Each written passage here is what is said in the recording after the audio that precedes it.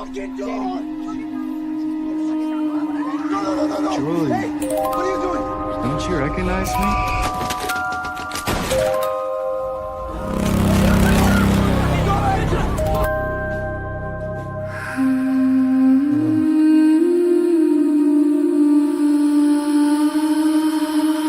I'm gonna take some peaches. Mind?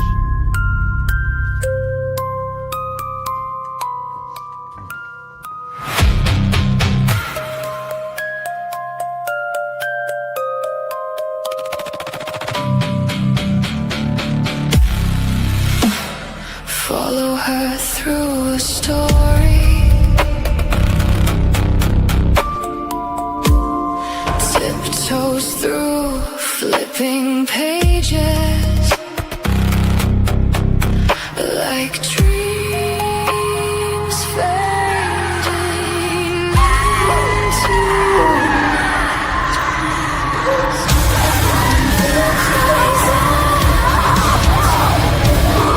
mysteries. Will she see?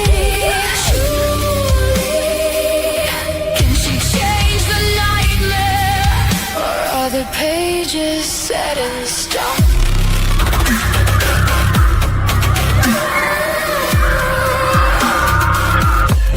He's the distant cousin of the Grand Gulagog. Here we are. Storywalker Fred was an elevator repairman who spent his weekends still walking as he pleased. Crossing over the threshold, fear cannot hold her into the abyss. Finding her way, will she learn the knowledge she needs to set the town free?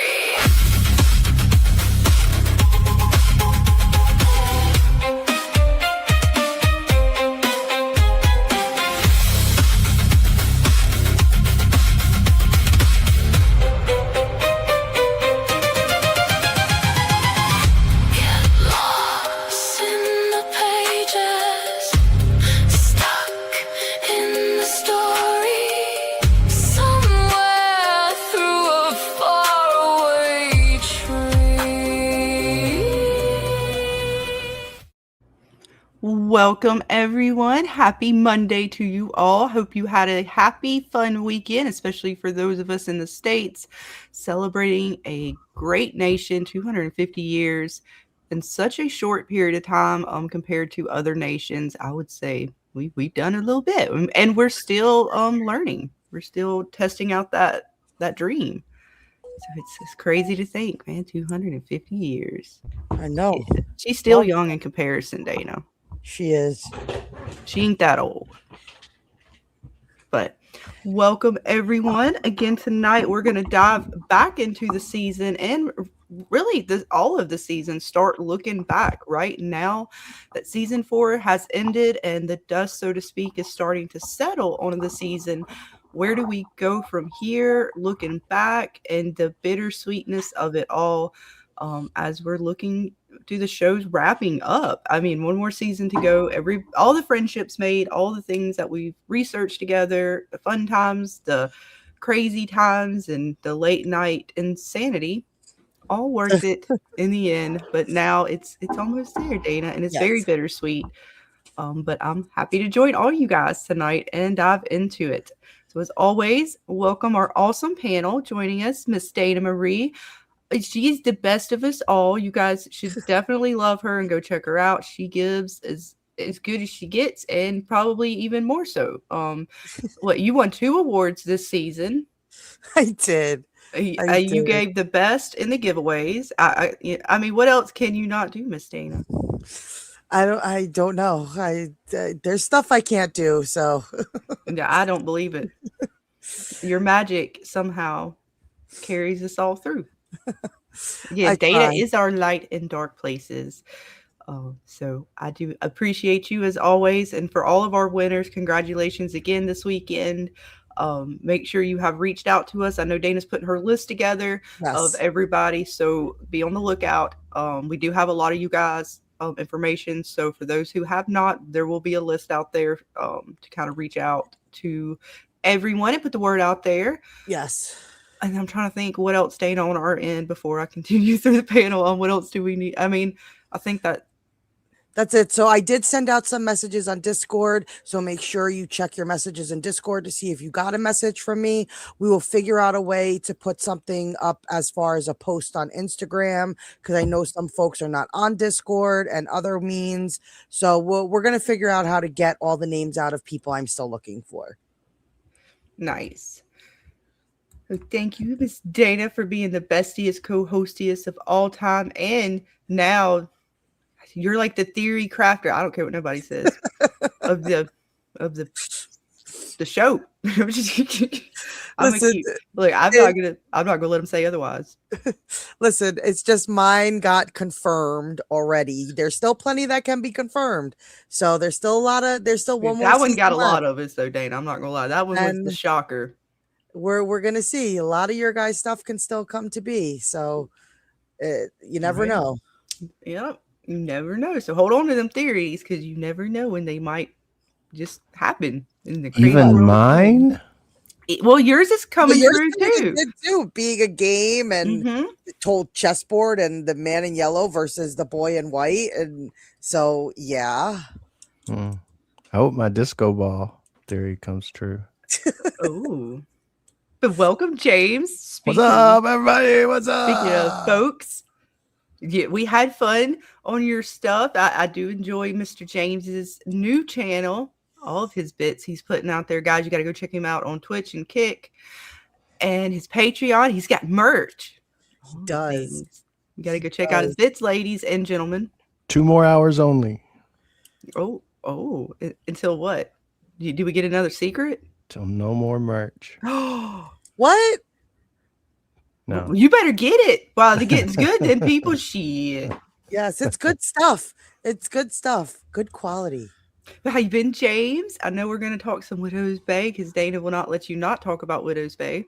Yep. Tomorrow night, Widow's Bay. Nice. I cannot wait. I may not have the ambiance behind us, Dana, but we'll try to make it as good as the first time around. Okay, good. I might have to I'll get a sound effect or something. We'll figure it out. Want to fully immerse myself. Yes, because you watched the episode, right? I did. So you know what I'm saying, with the thunder in the background the whole way through. It was, the more we talked about the bits, Data, it got more intense. It was scary. Well, I'm excited. And also joining us tonight, Mr. Everything Broke Down, Baby Clay. How you doing, man? Always a pleasure to see you. I know you got lots of bits putting out all the time. You got some yeah. Got something I want to bring up with y'all tonight too. Thank you. We're gonna dive into it. Oh yeah, tonight is just the night of all things from. I don't have a script. We off script tonight, folks. Oh, we just free balling it then. Let's go. We are. We're just winging it. We are, because there's so many things to go through. I didn't know where to start. I just figured we do it the way we always do it. Just chaos, right? That's how we got to find the pattern in chaos. We'll do it from way. We don't have the bits, and we'll just figure it out. It's fine. We just figuring it out as we go. Right. And then we also have to double back sometimes. It's all right. What is it, that thing that Tabitha said? We need to switch back. She pissed Jim off with that. She said, Jim said, "Where's the switchback, Tabitha? Where's it at? You want me to turn around and see it?" Go slower. I'm going like 50 miles an hour. How slow can I go? You know what's crazy? I was watching the episode earlier today, and Jim was almost about to say, "How slow do you want me to effing go, Tabitha?" But he stopped himself. I love the Jim temper tantrums, because they low key funny as hell to me. You know, right? But also joining us tonight, a member of the collective. You guys have been seeing him around probably since even season 1. But Jackson Rains, he has been in the community for a minute. Welcome, hun. Got his own bit started and lots of things to come. Welcome. Hey, thank you for having me. How's everybody doing today? Doing good, man. Ready to talk dive into the bits. And again, like I said, I know you got some things you're working on, some lots of things. You got all kinds of scripts you've been working on. Yeah, I definitely have a lot of scripts and done completely, and just gotta slowly but surely I'll get everything together and put multiple videos out. Nice. I cannot wait to see what you put out there with your bits, man. And so you got a lot of good takes, a lot of good thoughts on From, and lots of other TV shows and other things that are out there, games, all sorts of bits. So I can't wait to see. James is, oh shit, I don't have a red If you go into the Discord, Jen, under the collective directory, you'll see a link to his merch. Yeah, and if you see, I was trying to see, I don't know if Caroline has it. I'll have to go in there and I'll post it. If not, I don't think Manicore is in the Discord. Manicore, get back in the Discord. Be the link master. We know you can be. Earn your wrenches. No, I'm just kidding. But let's see, speaking of our chat, let's see who we have with us. And of course, Mr. Manicore hanging out, dropping links. Get in there and drop them all, Manicore. But bring Verily. I allow her to access all links. See, we got Miss Caroline hanging out with us tonight. Always a pleasure. And it's hot in her apartment today. She's got the fever. It's down to like 65 around here. It dipped like crazy. I know it's been hot out there, folks. So yes, stay hydrated during the summertime and during the heat wave. Is it over yet? I hadn't. It sure as hell's over for us. Okay. I didn't know if it was over for everybody or not. For me, it's just another day in summer. What's up, Jen the teacher? Welcome, welcome. Let's see. We got... Oh, I'm not going to say this right at all, Dana. Damocles? I was going to say damn. I'm so Words sorry. are hard, folks. I can't read. I don't know if it's with it. Damocles. I like that better. Well, it could be Damocles. Then then I think of the kids' yogurt for some reason. Oh, Danimals? I'm such a child sometimes. I'm sorry. My niece and nephews love those. That might be where it comes from, because my kid liked them back in the day too. So I'm just like my mom brain kicked in there for a minute. Oh, I'm sorry, folks. What you come here for? We got Mr. Miguel hanging out in the chat. Hope you're doing. Is he at home or is he working? No, he's driving to his second job. Oh, you stay safe out there, man. I know you're working hard.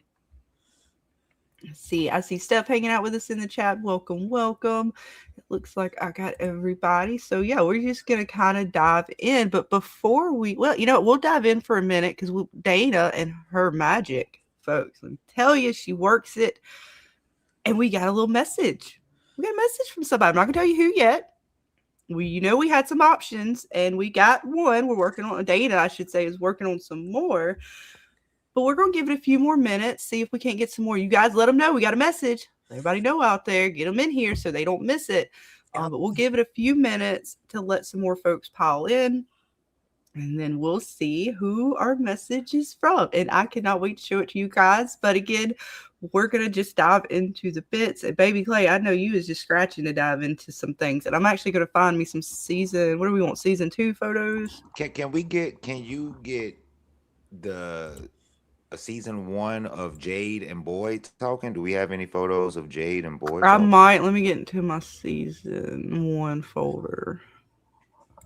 See what I have. Give me a minute. I got all the folders. When Jade gets out and Boyd. Remember what we was talking about in Discord yesterday about Boyd? Yeah, I don't have I might have the shots, but I don't have it with the subtitles.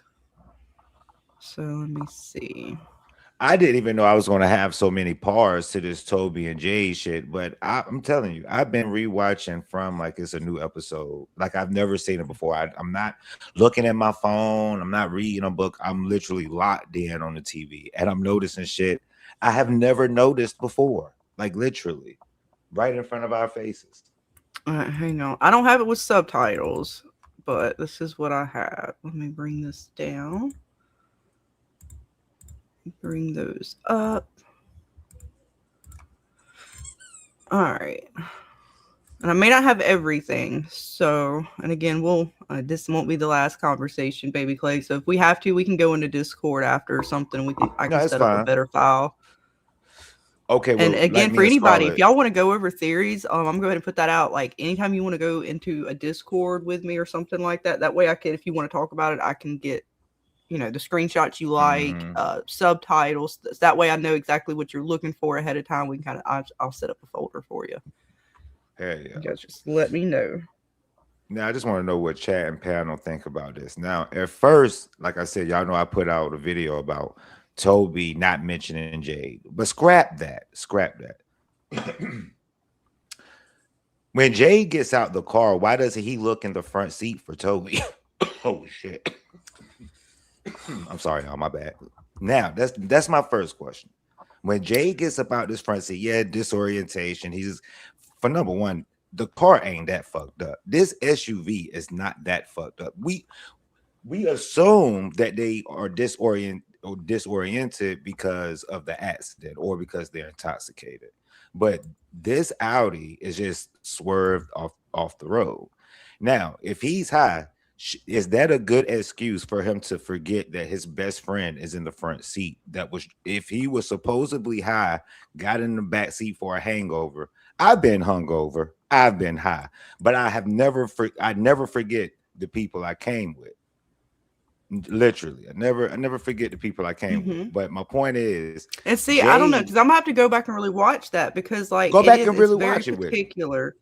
Now, Because just when like how we was watched talking about one Scarlett, time, I'm sorry. he did reference us, right? He does say something about to Jade. He kind of mumbles us, and I thought he would say, that's what I'm saying. I have to go back and see if he didn't look. I thought he did look, but I could be wrong. I'm about to break it. This is why I had to change my name to Everything Broke Down, because I like breaking shit down. Now, fuck Toby. Let's just fuck Toby for a minute. When Boyd asks him, "Do you know where you are?" Jay says, "What? Yes, I'm on the ground." Being funny. Of course he doesn't know where he is. He just no-clipped it to a different reality. Secondly, he never looks in the front seat. And thirdly, like we were talking about, when he says, "No, it's just us," when Boyd asks him, "Hey, is it just you?" Or is it no? He asks, "Is there anyone else with you?" Jay says, "No, it's just us." These writers know how to confuse someone, but I'm reading between the lines. When he says no, when Jade says no, it's just us, he's speaking about Boyd and himself. He's not speaking about Toby. It could be. Go back and rewatch it. I've actually got it pulled up right now. I was going to put it in CapCut so I can grab the clip. I'm working on it, baby Clay. Hey! I'm just trying to get y'all on my team. I'm just trying to get y'all on my team. I'm gonna clip the shit out of it. So what are you really saying? Never looks in the backseat. So you're saying that Toby didn't know about Jade, or Jade didn't know about Toby? What's the deal? What I'm saying is Jade knows Toby. Of course, he says Toby's name in all over the show sometimes. But I don't think Jade knew he was in that car. I don't think Jade knew that he was in the car, and I don't think Toby knew that Jade was in the car. Because vice versa, Toby never looks in the back seat, Jade never looks in the front seat, but they claim they were together. Now, and he said, when Boyd asked him, "Hey, is there anyone else with you?" He says no. Why? The first thing he says is no. But my thing is, why wouldn't he say yes if they both came together and if they knew they was together? We know we know they can get drunk. But like I said, I don't think I've been fucked up, y'all. Like I'm talking about, I've had times where I just would get so plastered when I used to get drunk and just forget things, but I never forget who I came with. Now, maybe that's my tolerance. Maybe everybody has different tolerance when it comes to getting drunk or intoxicated, impaired, whatever the case may be. But I never forget who I came with. If this was his friend since the 4th grade, there is no way in hell he's gonna forget that he came with Toby. But still, what's the end game thought that you have? Like, my end game thought is, let's just say they didn't know they were together or something. What does that mean? To me, that means it's multiple things. I'm just gonna name a few. I think either the man in yellow brought Toby in, would use Toby as a vessel to bring Jade in. And I also think that this was like, since they tell you, hey, go back and look at the first episode, this was the first time we've seen the man in yellow control a situation. I don't only think it's the man in yellow. Think it was the boy in white too. This happened simultaneously. The boy in white brings in the Matthews family, and the man in yellow brings in Jade. And this is where the game starts. Now, I could go deeper in it saying I don't think I was on the fence about one of them being the man in, like a soft man in yellow, but I'm on the fence about it because I'm still researching, some shit around the show. But I'm on the fence about that. But I do think the man in yellow is representing Jade and the boy in white represents Tabitha. If that makes sense. They was both brought in simultaneously, but the boy in white brought in Tabitha and the man in yellow brought in Jade, using Toby as a vessel, just like the priest was used to bring Sophia in. But see, this their deaths are happening is a lot of similarities with the Jade arrival and the Sophia arrival. Now, like I said, I'm on the fence about Jade being anything nowhere near the man in yellow. But I can't help but to admit that their arrivals are literally the same thing. The man, Sophia and the priest, and Jade and Toby. The priest was silenced immediately, just like Toby. Toby was unalived during the sun, like the sun was still up. They killed him. The entities wanted him unalive that quick. This because Kenny, Ellis, Boyd, they was all chilling outside trying to get Julie, trying to bring Tabitha in, while Sarah is at the clinic stabbing people up, getting them out of there quick because Toby knew if he knew Jade, he didn't know Jade was in the car. Almost like the man in yellow set all of this up for Jade to no clip into this reality. And the boy in white is bringing the Matthews into Fromily. And I think that's where they're going in season 5. I think both of them are evil. They're playing a game. They're what they want to see, who could win, and they each have their own side of players. Jade is with not saying Jade is working with the man in yellow, but he sort of is, but he doesn't know it. He doesn't know that he's playing a game this whole time. Just like, they are in the game, so that's been confirmed in season 4. So I think the man in yellow bought Jade in and somehow put him under a spell. That's why he woke up like this. This is why he wakes up disoriented, and he doesn't know where he is. Hell, it doesn't even look like he was in he didn't even seem like he remembered that he was in the car. Fuck from. He didn't even, just seemed like he was like, damn, like it was almost like, how did I get in the car type of feel? It's like him waking up from a spell almost. So, and then, like I said, they didn't pass by the tree. The Matthews had enough time to run into town, talk to Boyd, and loop around the town at least maybe 3 or 4 times. Let's just say 3 or 4 times, including them running into the tree. Jade, they never show Jade running into the tree. Hell, they never even show Jade looping around the city. Just him running straight into the RV. Sort of like how Sophia ran straight into the boys' sheriff's office.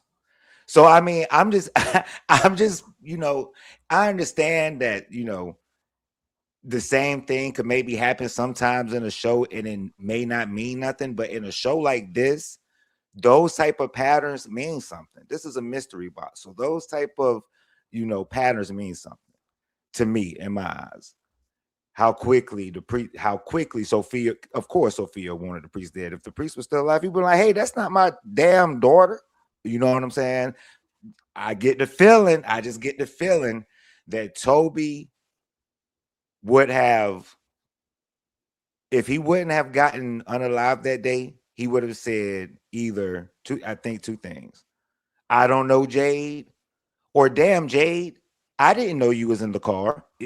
He would have had a reaction like that, because I mean, we see how Sophia took out the priest so quick. and Toby got unalived so quick. Sarah took out a tooth. Sophia took out the priestess tooth. It's just almost happens just alike, down even to them almost running into the Matthews family. That's the type of feel I get when I rewatch season 1 after season 4. Jade and Sophia's arrival is literally the same shit, but they run into Sheriff's Boy's office and Jade runs into the Matthews family, coincidentally. Let me I don't know, text but him. Can I maybe I'm let you just know? All spitballing. right, let's see. You have to go to a Let me second bring job. it up. But yeah, I mean, it's definitely interesting. But so let me message him. I'll put a text into your phone. We're getting to hear all of the backstory on Dana. Oh my gosh, I'm sorry. I thought I hit mute. It's okay. I thought I hit mute. I'm sorry. My mom's asking me if Miguel should keep his doctor's appointment tomorrow. I was like, oh, we're getting to hear I all thought of I it. hit mute. I apologize. No, you're good. I figured you might want to. Fucking buttons. Fucking buttons. You're fine. Fucking buttons. But no, it is going to be interesting to see. And there is a. Let's see. I'm gonna bring it up. Video file. All right. Almost there. We're gonna do our best. I hope they don't flag us. I mean, because it's a minute long. But it is what it is. I hope not. Well, Damn, you know what? YouTube That at trick. least got my answer. Miguel listened and he heard me and he replied, so it got me an answer. Well, they didn't like the Martin bits, so we'll see.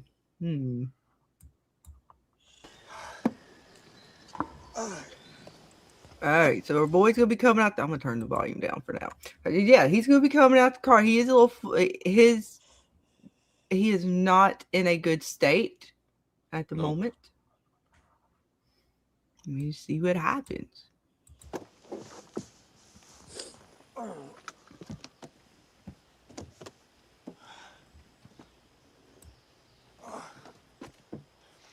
Yeah, it's I'm kind of skip through just so we don't get in trouble. He Anyway, looking up at the around. sky. You see how he look up at, but he didn't look in that fucking front seat for his. Not yet. Not yet. He tries to, I think, in a minute, baby Clay, and then you get Boyd grabbing his face and shit.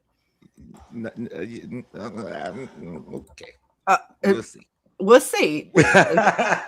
We'll see. He goes to kind of turn towards the driver's door in a second, and then Boyd grabs his face and asks him, like, what's he on? That's what the body language wants you to think. The body language wants you to think he looked at. Look, I'm just going by what I see, but you told me to watch. I'm just going by what I see. Hey, look. Now here come Boyd. He coming in. See, he can come in. He running. You all right? Anything hurt? What happened? You in a car accident. See, he don't even know what the hell happened. He's so fucking out of his damn mind right now. He's high as shit. He could be high, but he ain't high under no. Could be LSD, maybe. I will say LSD, but this is. He seemed like he was under a spell. I'm just gonna be honest. He could like be. He was under some sort of spell. He could be. You okay? You have an amazing face. Hey. You go, come on, baby. He's so fucked up right now. I mean, listen. You guys make his pretty face. And now, and I'll give you this. This means something. Now listen. If he had said instead of pretty face, a kind face, I would have gave it to you. But he didn't say kind face because I've been following Sophia's language, and she constantly uses the kind word, kindness. He said pretty. Because that's what I was following with Martin, because Martin uses similar language as Sophia. He's told Boyd, you have such a kind face. Our boy here, Jay, doesn't say kind face, says you have a pretty face. You say you got a pretty face. Right, he high as fuck. No. Hey. Look at me. Look at me. Hey, right, hang on. What do you mean? See, he was getting kind of turned, and then he went to kind of, hold on. and he just grabs him up, and I thought he was going to turn around and look in the car. He just grabs him up and turns him back to the doorway. But he doesn't do it. He didn't do it though. Like he Well, didn't. the boy's grabbing his ass up all over. But what about when he first got out? Instead of him looking up at the sky, why wouldn't he look to see where his friend was? That's my point. He's high off his ass. He doesn't even know where the fuck he's at. I'm put yourself in Jay's shoes. You high and stranded. Some people don't. I have heard of people doing all kinds of stuff. I've heard of people who literally were on Spice, and them motherfuckers was on the ground thinking they was surfing waves. I can understand being high. I really can. I really can understand being drunk, high, whatever the case may be. But my thing is, if he knew Toby for so long, and if they knew they were together, why did neither one of them check to see if they was in the back seat or one was in the front seat? And it's vice versa. They neither one of them checked. Neither one. Well, Toby, he stumbles out. He's hurt. He's like visibly hurt. He even throws up. So he's definitely got like a concussion or something going on where his brain. What if he had a seizure or that too? So he's not in. Neither one of them, in my take, is at least the way I see it, is in their right state of mind. Whether it's from drugs. Well, I'm gonna be honest. I said in the video in one of my videos that he had a seizure and woke up in time enough to dodge the Matthews. That was part of my theory, that he had a seizure and woke up by the time he was able to dodge the Matthews. You did what I'm saying? So just like the priest sort of having a seizure, but this time Toby was able to dodge them. But what was you saying, Scarlett? I don't even remember. Shit. Sorry. Damn. No, I was just saying, like, I don't know. Toby, he seemed visibly injured, whether it was from the seizure or just whatever car crash that they were in.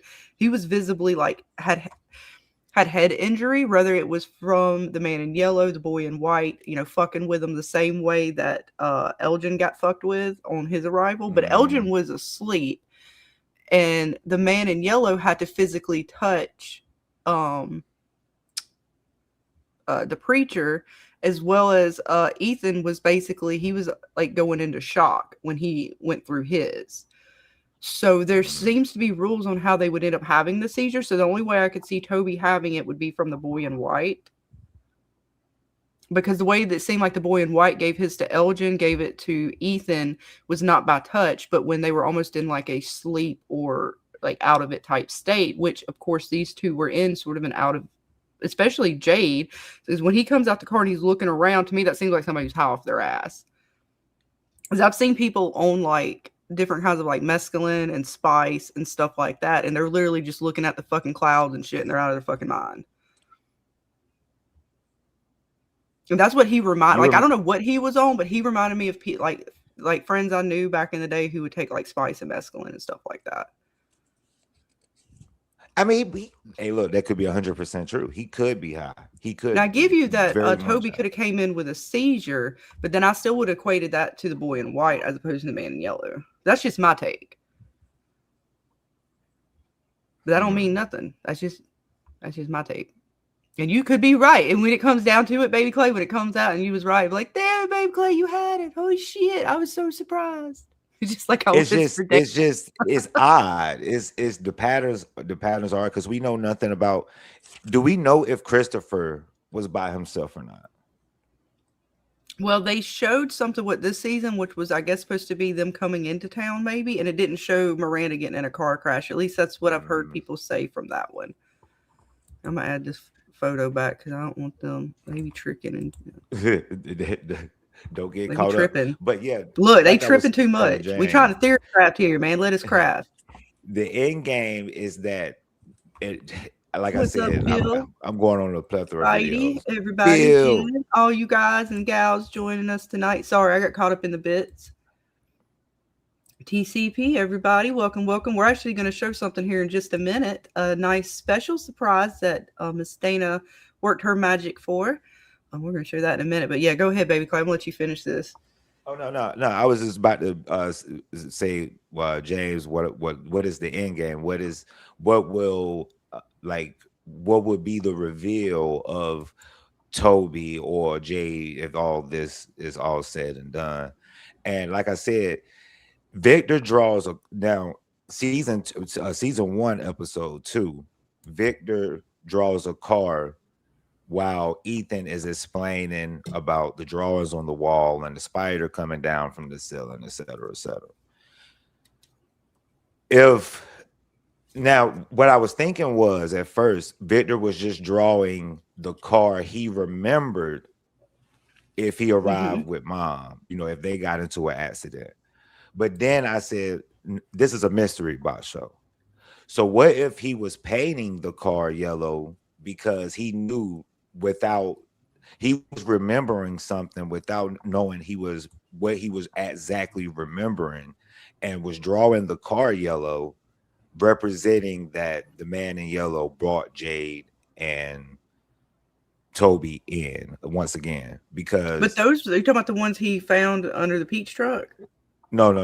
The drawing in Which one? episode 2, when he's sitting down at the colony house while Ethan is explaining about the spiders and the drawings on the Okay, wall, yeah, and yeah, it yeah. was, you know what I'm saying? Hang on, let me Victor find that is one. drawing the wreck, it seems like, you know what I'm saying? But the car is yellow. Okay, Now, hang on, in let's my see. head, I was thinking that he was drawing.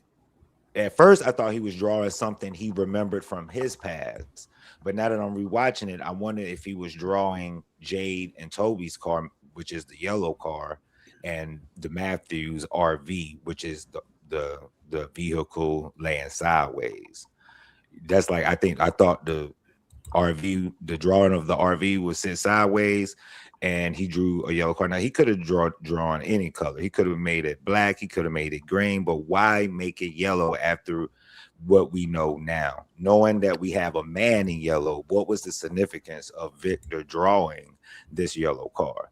Yeah, it looked like a yellow taxi, Jen. You know what I'm saying? It looked like a yellow taxi, and it looked like it had even numbers on the side hood panel of the car. Like it looks like it says 023 or some shit like that.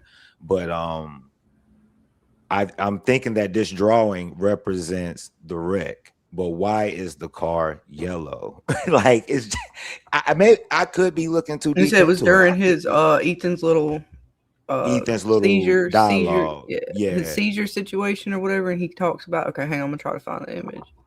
I try to get it. Hang on. I still trust Jade, but it's just something about Jade's arrival that's off. Now that I'm going back watching season 1, it gives me an eerie feeling how they showed up. Yeah, episode 2. Okay, I think it's around the 33-minute mark or something like that. All right, thank you. All the bits, folks. So we diving into them. Right, yeah, go ahead, man. Keep going. No, that was, I was just giving you the timestamp because I think it is 33 minutes. But yeah, yeah, I mean, you about almost 100% on that, man.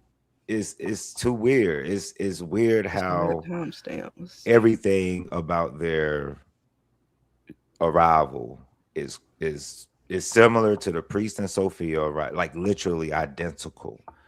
You know what I'm saying?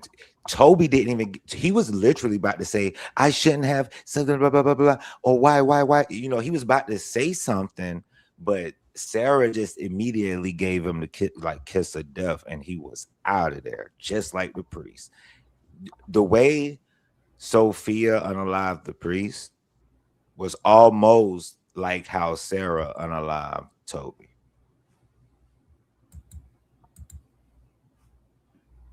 I'm almost there. I'm just trying to get where I can actually see the image. Now, Jade, all through season 1, said, this is an escape room. Remember, Dana, your girl said, you thought this was an escape room. How did that turn out for you? Technically, if you consider the escape room a game, this is the escape room.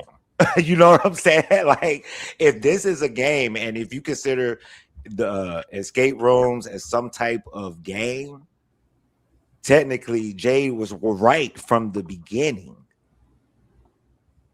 because they have to escape. I mean, I think I'm just reading it. I think I'm just reading too much into it. I could be, but I'm just taking what the show give me. They put it in there, Mhm. so I'm just taking it, and I'm trying to make it connect. You know what I'm saying? Nothing wrong with that. I'm just trying to make sure what the folder I got that in. I got the screenshot. Now, did Victor know the color of the cars by chance? I don't think he went to the wreck. He did try to give Julie the peaches. That's when I thought Victor was like the antagonist a little bit, because he was like, I'm about to get some peaches. You want some? But I don't think he witnessed the accident. I think he just heard two cars pulled up. And coincidentally, one of the cars that he draws is yellow. I'm just trying to. There it is. Alright. Can I ask the panel a question? Do we Yeah. even know if Christopher and Miranda showed up at the same time, or did they ever confirm that? Or Honestly, I do not know, because the way Victor says, it seemed as if they didn't show up at the same time, but every cycle could be slightly different in that regard, depending on how the man in yellow and the boy in white are picking their players. That's why I asked, did he know the color of the car? Because he might have just, I mean, doesn't take away from the color of it. But what I mean, if he didn't know the debunked color, then I guess he just, because he didn't color the RV necessarily, but I guess it was white, so he didn't have to. He Yeah. just assumed its color. Well, it's kind of white. It's white. Yes, I think it's white. Yeah, it's kind of white with black shade, you know, as the windshield.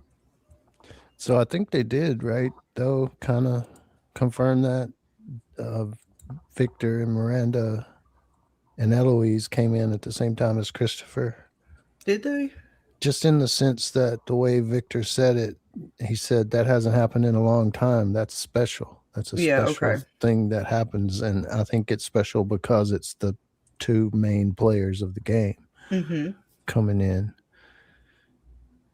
And everything before that's just, you know, setting up the board. But what we don't know, as far as I can tell, what we can't confirm is if Christopher was alone. True. And we know he had his little puppet, or his marionette thingy. Ventriloquist doll. There we go. One of them. He had the doll. Yeah. But it's just, I mean, working slow tonight. I'm telling you, sometimes with shows, once you get done with the newest season and you go back and watch the older seasons, you just it just doesn't sit well with me how Jade and Toby arrived. And Buddy says Victor mentioned he saw the boy in white before the two cars came in, and then I thought he reconfirmed that he only saw him after, but I can't remember. He said the first time he saw the boy in white was when he came out of the cellar after the massacre. That was the first time he saw the boy in white, and he says that when he's talking about it. A lot of bits. And yeah, I mean, yellow, brown. I mean, it's dark in his room when I took this shot. Only thing I think that he has his table light on, which is casting on this. So, and I haven't like taken it into CapCut, highlighted or, brighten it or anything like that. I just took the shot. And it's interesting too, because he was still working on it. So I don't know if he ends up putting the trees, but because they end up rolling like they roll into the woods, but he doesn't know the full details, right? He just knows that two cars came in, or a car and an RV came in and crashed. Right. So, I mean, why he chose that color, I don't know. It could mean something. It could just be Victor's just wanted to make it colorful. 50-50 on that one. I don't think that's the same RV. Oh, what is it then? That's just a joke playing off of we tried, the turned over RV doesn't have the same top as the one that was driving around. Oh, got you now. Sorry. we did like a 4-hour deep dive on it. Yeah, we did. That's not the same RV. It looks like a school bus almost, but I mean, It does. No, you're right. It almost looks like a bus. But it's his drawing of, I'm assuming, what happened that day, and he didn't see it, so it's a little. He got a lot of like oil spilling out of it and shit and smoke and stuff. All type of shit. You know what I'm saying? But it's just like, I mean, I don't know the significance of the joint. Maybe he, like I said, once he heard about the 2 cars arriving, he could have drew what he remembered, from when he arrived. Or this could be like a, drawing of the accident. Toby could just be nothing. You know what I'm saying? Like, I'm not stressing too much about it. Toby could just be a dead person, but I just can't help but feel, that Jade. Now, the only reason I debunked my Jade is the man in yellow theory, because y'all know I had Boyd as the man in yellow and I had Jade as the man in yellow, but I had more Boyd as the herald, like a next up big thing in the town, keeping the town under control. I had Jade, but then when Sophia came into play, it kind of debunked that, because when she says I could only take the form of an unalived person, her and Jade was coexisting at the same time. So I kind of debunked that a little bit, but it's still other options on the table, like Man in Yellow using Toby as a vessel, the Man in Yellow literally pulling Jade in from out his sleep, out of his home. I think this entity's powers is unlimited. And it goes back to too, if Christopher comes in alone and he's supposed to be alone when he comes in, is that why they took Toby out, to continue the cycle? They took Toby out, as well as to stir up the town, because they had the death of the child, which that one was sort of like understood as far as, okay, Dad Frank didn't, he didn't come home, he didn't do his job, and they didn't nail up the windows, and the child opened the window. That one seemed very self-explanatory. But then when you had Toby's death, that seemed to start to stir the town up a bit more, because like, how did they get in? And do the talismans not work? Like, what happened? So I mean, to me, it was like a twofold thing. Now looking back, I really just assumed it was to stir the town up, to just start breaking them down. Now that Jade, and now that we know who Jade and Tabitha are in the story, it was like, okay, we're starting it up now. We got to start breaking them down. They're here, like James said, game on. But it could be that Toby, if he has Toby there, that's almost like a crutch for him that Jade doesn't need. They want to kind of remove that, pawn out of Jade's way, so he can maneuver through the game board, right, James? I'm using chess language here a little bit. He got to maneuver. You can't have a pawn blocking your way. Very true.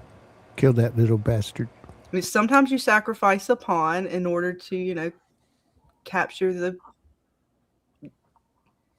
Yeah, you gotta capture the king. Yeah. Shit, I don't play chess. Damn it. I actually started watching some. It's crazy, James. Chessboard matches have started popping up in my feed, like people who play chess. And it's wild. Now that we've been talking about the game stuff, a little bit more, I've been having chess pop up in my YouTube feed. Did you ever see that one season show about that girl that played chess? I forgot what it was called. I don't know, but I watched this one chick. It's like older videos, and I want to. I don't remember. No, she's not Russian, I think, but she's like really good. And I was like, oh shit! I'm sitting here watching them, and they're actually talking out what they're doing and stuff, and I'm like, okay, well that makes sense. Oh, okay. Queen's so I'm Gambit. Yeah, everybody remembered what it was, but me. What was that? What's Queen's Gambit? That's over there in the UK, right? It's a one season story about a girl that plays chess champion girl. Oh, it might be the girl I'm reading. She talked about that. I don't think it's a true story, but it may be. I think it's just based on this one book. chick brought up the Queen's Gambit that I've been watching. Maybe it's the same chick. But yeah, it was a pretty good one. But she went over to like the UK or something like that. She was playing all these tournaments and stuff. I don't know. Maybe the same person. I'll find out later. The chick that I've been watching. Yeah. But she's doing pretty good, man. I like it when she goes to people who just play like casually, out in like a park somewhere, and they think she can't play. Oh yeah. And they find out within like a few moves. They're like, wait a minute, I thought you couldn't play. I see you. Like, what do they see? I'm sitting here trying to figure it out. That's kind of dirty, They do that in the pool halls. Yeah. sucker you out of some money, like, oh, I suck so bad. Boom, boom, boom, boom, boom. They just rack your fucking ass. A little dirty, but all is fair in love and war. I And guess. chess is a game of But war. it's supposed to be fair in the park. You know, you just chilling, still feeding the war. doves, playing a game of chess. Some chick comes along, and you're like, hey, baby, yeah, I'll play you. Then you get upstaged. I mean, I that's haven't just played wrong. chess in like 5 years. I wouldn't know what to do. That's a game you got to keep up with. Is some can attach to it, and take a break and then go back and play like it's nothing. I can't do that. Nope, I can't do it. So, baby Clay, let's expand on your idea there for a second, and I'm still wondering if it matters a little bit. Me too. You know And what I'm that's just saying? my brain. That's just my brain. It, won't turn off thinking about it, and stuff. Me too. Like so let's say if that happened to Jade, it should have maybe something like it happened to Christopher, or does it matter? I want to say it does matter, not a whole lot though. You know what I'm saying? It isn't the same amount of like, what is this place type of situation. It's more like a side story type of situation. It's an answer that I really don't have to know, but it's just something I had to point out, you know what I'm saying, between the arrival of Jade and the priest, But I want to say it does matter, because if it was Jay's destiny to come in Fromland from the get-go, why wasn't he by himself? Right. Was Christopher by himself? Was Boulder Jade by himself? Hell, was One-Eye Jade by himself? What makes Jade so special that he had to get escorted into Fromland? You know what I'm saying? It could have been timing. Yeah. Like when they were ready to bring him in. Same thing with Tabitha. She's with her family, but yet they've taken Jim out. Yes, it's supposedly because of the Melody, but he's also gone now. Their baby's been gone, and that's speculated as to why the baby was taken out before they even entered. Is it because she's only supposed to have 2 children? Yeah, the timing seems like the best answer, because, like saying they're setting up the board, now it's time for the 2 main players to enter. Hey, wherever you are in that moment of life, if you're in the back seat fucked up with your best friend driving and you just sold your company, that's just what time it is, But so to me, though, if that's the case, Christopher could have come in alone and it doesn't matter, But if it, if you throw the man in yellow in some type of reasoning, as far as the Toby and those questions that we have, I'm just wondering what it means. But I mean, you're totally right. It is suspicious. I mean, there ain't no lie about that. I'm wondering still if it matters too, because I'm just like I said, I'm just pointing it out. I'm not sure if it matters or not, though. You know what I'm saying? But I'm just pointing out the everything. Once upon a time, there was this chick named Clara that I didn't think mattered. I didn't think she mattered. It could totally shock us all, baby Clay. So don't give up on it. You know me, I love to poke at them. I poke at my own. But when it comes down to it and it's revealed and our jaws are on the floor like we were with Dana, all the glory to you. I hope so. I hope so. I'm hanging on by a thread. I was just playing. Well, no, there's something. I mean, definitely is because Toby, as far as him maybe being touched by the boy in white or something like that, is a possibility. He does vomit, but he doesn't pass out, and we don't see the seizure. So that's left sort of ambiguous as to, was it just from the crash and the head trauma? Because that's still possible, I would assume, right? I'm not a doctor, but I think if you have severe head trauma, one of the symptoms of showing that is like vomiting, dizziness, stuff like headaches, things of that nature. So it could be, and of course the show does that to us, and they'll come out on a Reddit thread later, baby Clay, and say, no, Toby was never anything. He was just there. Which could totally I hate that they the did case. that shit with Claire. That's why I'm doing that. I'm like, man, y'all have some rigors. Get the fuck out of here. I'm just saying. Like What's I would up, tell the Billy? writers, hey, they told me ain't nobody. He was just there. Why? Okay, if he was no one, why was he eliminated so quick? What did he know to have him eliminated so quick? Because we Right. know that the priest got eliminated because he know Sophia ain't his daughter. You know what I'm Mhm. saying? So why did Toby? Bring Why back was up it Toby Toby's given ass. a chance? You know what I'm saying? Bring up these. Yeah. Let's see, I gotta find them again. I got too many I'm file just folders popped saying. up right now. Shit, where did it go? It was one of these. Damn it, I lost where it's at. I can't Oh believe in God. season 4 I'm talking about Toby. That's the craziest thing. I'm shocked myself. Now, You know. what I do notice, and maybe I'm wrong, is that the same side or the opposite side of Jim and them? Opposite eye, the cut. Yeah, The kids have it on the opposite side, right? Yeah, that's Yeah. opposite. See, and that's what I'm saying. Like they deliberately show us certain markers, right? The Yeah. cuts, the verbiage, kindness being to me a thread that Sophia, as far as the man in yellow side of things, and then you have the boy in white side of things that are starting to be revealed as like his threads or his touch, and those seem to be some of the visions as well. So see, if he had, I almost want to be with you on Toby, baby Clay. But they kill me with it when they change like that. So the cuts on if the cut was on the other side, I was like, okay, maybe that's another pattern or another thread that they keep throwing at us. If Jade had said kindness as opposed to pretty, I would have said, whoa, before he came in here, did he get roofied in some way, similar to Fatima, right? Or even Henry.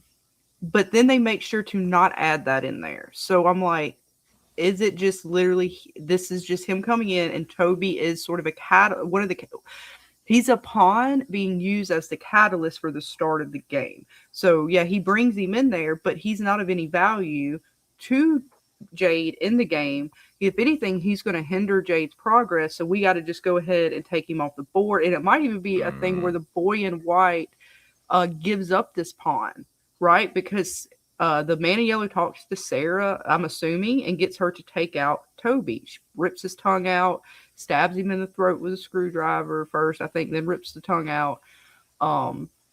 So that they can start the game. And it literally might be just like a chessboard. I watch how these people are like, yeah, I'm setting you up to take those pawns, but you take that pawn and it sets up me. I'm opened up now for my bishop, my knight, my whatever. I can clear across this board, my rook, right? Now I can move. Now I can attack. And it seems like James said, if this is a game, they are very much so going back and forth on, okay, you got my knight, haha, I got your bishop, I got your rook. You know what I'm saying? It does seem like that now looking back. Almost like what the lady was saying when she was like, you could take the keys, but we keep Randall. Almost like a chess move. Yeah. Just like the last episode, right? We were left on the cliffhanger of, oh, we got the bones, but I got your tree. It's the tree, the rook. It's the tree, the castle. I got your talisman. It's the tree, the castle. Yeah. Is that, because you gotta keep your shit safe. And if they can't even get back, I don't know. What would we consider the tree? Is that a shit? That's not a pawn. Rook, maybe. Rook. So I was right. I was right. It was like the castle. Yeah. Oh shit! I'm learning, James. Well, I'm just saying that's probably the closest thing. But yeah, look, that's where I was going. I'm learning. Toby is wearing a white shirt underneath the blue one, but still a white shirt. He's got the cut on his head. Yeah, it's the wrong side, whatever. So this has got to be boy in white doing this. It's got to be him. It's got to be one of the kids. It's probably one of the kids. That's Toby. And the kids, the reason they wrecked is because the kids never driven before. He's like, oh, fuck, crash. Well, that could be. I mean, if they were, you got to think Jade had money, right? And when I say money, not just because he sold his company, but if he might have been around, let's say, a little upper echelon of individual where they had money or not, sort of like, even the way Jay comes off very arrogant and know-it-all to Jim. So you got to think of kind of individuals like, what was the movie about? Like, was it about Elon? No, it was the Facebook dudes. They did Facebook and shit. And they had the movie how them dudes kind of operated. Kind of remind me of Jade and this dude Toby here. Like they ended up getting a little bit of money, getting a little funding. They were smart dudes. Like Jade's super smart, and it got him to be able to get into to be able to do these programs and stuff like that. But they may not have a lot of like street smarts. You know what I'm talking about, Baby Clay? Nah, I get you. So you got to think about that when it comes to the drugs, Baby Clay. They, I don't want to say that. How do I say this without offending? They just, they do the dumb stuff that certain individuals of their. Jay does say he did every drug under the planet, and he don't give he just seems like they do a lot of stupid shit on drugs. I got a way of saying it. This is what they said in The Hangover, the very first Hangover, when they took Mike Tyson's Tiger. Like, we tend to do dumb shit when we're fucked up. Right? They just don't know how to handle. Like, they but don't you want to know what's hang. crazy? You want to bring up The Hangover, but they didn't forget that they came with each other, though. You saw how fucked up they got. They forgot. They didn't forget that. They lost somebody. They lost somebody. Yeah, it's Social Network. They kind of remind me of Jay. They didn't lose him. They misplaced it. Because remember how like they were friends, but then that one dude still did his other dude like really bad in the movie. Oh, you're talking I don't know about the real Mark story. Yeah. No, I'm talking about as far as the movie is concerned. Because again, I'm not. This is Hollywood fictional, not realistic. Isn't Andrew Garfield in that movie? Yeah. He plays the. Wasn't him? Wasn't he the character that was getting screwed over or something? Yeah, he was. Yeah, he was the co-founder of Facebook. He was the one that helped, Mark with the coding and everything, creating allegedly based off the movie. We are not saying anything about real life instances. This is all based off the movie Social Network. Here you go, Baby Clay. We good. Yes. Which is a very good movie, by the way. Yes, go check it out. And you could see what I'm talking about with Jade and Toby here, how the one guy was super smart and he kind of fucked over his other friend, even though they were both smart. But one dude seemed a little bit wilder than the other. So I don't know. That just kind of reminded me of them. I was just gonna say, in season 5, I think we're going to get why Toby was unalived so quick. What information did he know to have been? Because why didn't they kill? Why didn't they unalive someone from the Matthews too? They just unalived Toby. Look at what it set up. I mean, when Sarah did what she did, it was the perfect setup. It was almost taking out how many birds with one stone? It's more than 2 birds because it's the setup of the town. It starts the family's breakdown of Tianchi, because this right here, she was so closely tied to this family. This is the breakdown of Sarah. This is our start of how it manipulates Sarah, and it's pulling her back in seemingly again. So we have one casualty here. We have their casualty of the family, which later, because of Sarah, Boyd doesn't talk to Kenny. It causes that further decay. Causes him to basically tell Boyd, I ain't got you back no more. You on your own. Fuck you. I mean, and that's just what I can remember off the top of my head, not to mention the fact that the town starts to question the talismans. Like, how did this happen? Who is the mole, so to speak? We see it because we see Sarah and what she does. And then again, taking Toby out of the way clears Jade on the board. He doesn't have any ties. Why do you think he is continuously pushing to seek answers when people are like, Jade, you need to stop? And he's like, no, what did have to tell him this season? You have nothing to lose. You don't even have a friend here anymore. All you have is you. Of course, it's easy for you to say to go out here and do these things. Look what happened to my husband. I listened to you and I lost my husband. They listened to each other. You know what I'm saying? But he doesn't. The point is, he didn't have anything to lose. He did. But but see, this is Sarah. Back to Sarah right quick. I think when the Matthews tried to pull up on her and ask her, hey, how can we get out? I think the voices was telling her not to even talk to them so they could run into Jade. Because if she would have stopped and said, hey, blah, blah, blah, you can't get out of this place. There's monsters outside at night, blah, blah, blah. They would have stood there for a little while longer. They needed her to ignore the Matthews completely. Yeah, they probably crashed. Yeah. So they could, crash, like right at that specific time. Right. But yeah, you're right. This was in season 1. We saw the beginning of Sarah's breakdown, especially Boyd keeping her under wraps after she did all that, And also, just now it popped into my head, the aftermath of it is seeing Toby dead is what caused Jay to stop thinking this is just a simulation or a game for him that Toby set up for him, like something fun, or whoever it was he said set it up. It was when Kenny brought him there after the choosing ceremony that he realized, whoa, this shit is real. I want to ask y'all a question. Yeah, that's true. He saw him buried and he saw him the hole he was in because they were burying the hole. I got 2 questions for Pam. Well, hang on. Before how long are the questions? Because we do have about 30 folks or so in the chat, or at least watching, and I do want to get to our message. Do your thing. Okay, we're gonna pause, put a pin in them questions, hold on to them. We're gonna get to them. But all the folks who are watching, Dana, again, big shout out to her and to the Cameo Company.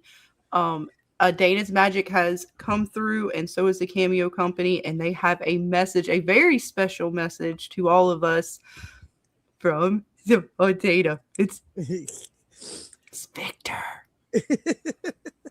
I can't wait. It's Victor, and I'm so excited, Dana. I'm so excited for all of you guys to see this. Again, biggest shout out to Cameo. You guys can go check them out so you can get your very own special message from anybody that they have on the catalog, and it changes. I don't know exactly who they have on, like, as of right this moment, because again, there's so many, and it's constantly rotating. It's constantly adding.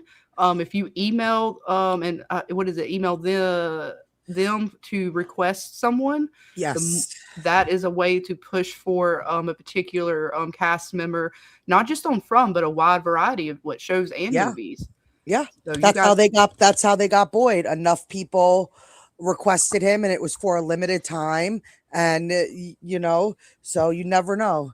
And they do offer 15% off of your first cameo, so it's an awesome company. And they're growing and expanding, so who knows what other fun things they'll have in the future. I know Dana, if her magic holds through as she works her bits, you never know. Right? You never know. Working on folks. Right? I want my Randalls. I think they haven't expressed to him the belt buckle or the winching, Dana. I think once he hears about that, so you guys get out there and email and let him know that you want to hear Randall talk to us about his belt buckle and his winching abilities. Ladies, get the word out. So we could get, and you guys go hound Sarah because she's been taken off for now. So if you guys really want her, you need to go and let her know. See if they can get things worked out and she can get a message from her. Sarah. Yes. All right, but here's Mr. Victor again to all of the Fromily out there, sending a message, and who knows what the future will hold. All right, Dana, Scarlett, James, Mama Susie. Hey, Scotty McCord here. Hello. How nice to get this message from you. I am actually sitting here in Halifax, about to start season 5. Well, we'll get to that. How are you? How is everybody? Yes, of course, I remember you all. Got the fever, witch's brew. How are you, my friends? It's so good to connect with you and this way and get this message and get all the love from you guys. This is so great. This is a wonderful, wonderful message, and I am so happy to be here and to be able to be here at the end of the season with everybody. How was everyone's season? Was it good? You feel good? How'd you like that ending? That's great. It's got us still spinning too, you know. And here we are about to embark on the next season. It's thrilling. It's so exciting, and much like what you're feeling there, or what you've described in the message here, is that there's a low grade sadness to it all too, of course, because this is the final one, and much like you guys all coming together, we came together to do this, and this wonderful family has flourished here on set, and of course From has flourished because of you. And because of the Fromily, so I want to do a big shout out to the Fromily, big shout out to you guys. Thank you so much. So much for all of this. And my gratitude, I know I can speak for everyone. We're so incredibly grateful for this journey that's not over yet, but that we got this far. It's really amazing to look back on it all, isn't it? And even here in your message, you said that you guys met in season 1, and then started this wonderful show in season 2. I think that's what you said here. That's amazing, and you yourselves even say that this is how you all became true friends. And to me, that's what makes all of this so great. It feels like the Fromily, essentially, and what's happened with all of us here, has become bigger than the show itself. I'm sure you guys would agree, and we would all agree, that the Fromily is bigger than the show itself, and how wonderful that this is what brought you all together. And we'll keep going. This continuum will always go and go and go and go. And we're definitely stoked to bring you the next season. It'd be so wild to know what you guys all thought of the finale of season 4. Like I said, it's still got me spinning, and I'm so excited to see what's to come out now. As all these threads are starting to be pulled and things are starting to unravel, and all the new challenges that are set ahead, and to see where all the characters go, and what's going to happen in this wondrous, terrifying place, Fromville. We shall see. We shall see. But I just want to say, I'd be happy to come on your show one day and talk about all this. Maybe we could do this all when this is all done, and look back on it and talk our way through all of it, and how it all began, and where it's all going from that point. Anyways, I hope you all have an amazing summer.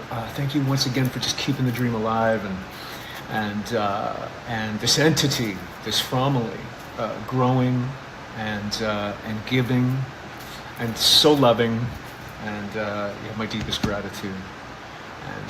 And we will see each other soon. Yeah. All right. Bless you guys. Mwah, mwah. We'll see you soon. This is so awesome. That is really cool. I love Mr. Scott and all of his messages. And you guys in the Discord, Dana has put them all up except for this one. It will be added real soon, so you guys can check out all of the cameos that Dana has gotten us throughout the years. And although I know a lot of you guys probably started in season 1 where the Fromily began, I came around season 2. To be fair, but nonetheless, I know, Dana, you've been checking it out. I mean, you were checking out Tony's and all these other channels well before I even dipped my toe into it. And I know, Jackson, you've been probably there since the beginning. Baby Clay, even a lot of you guys started there from the beginning.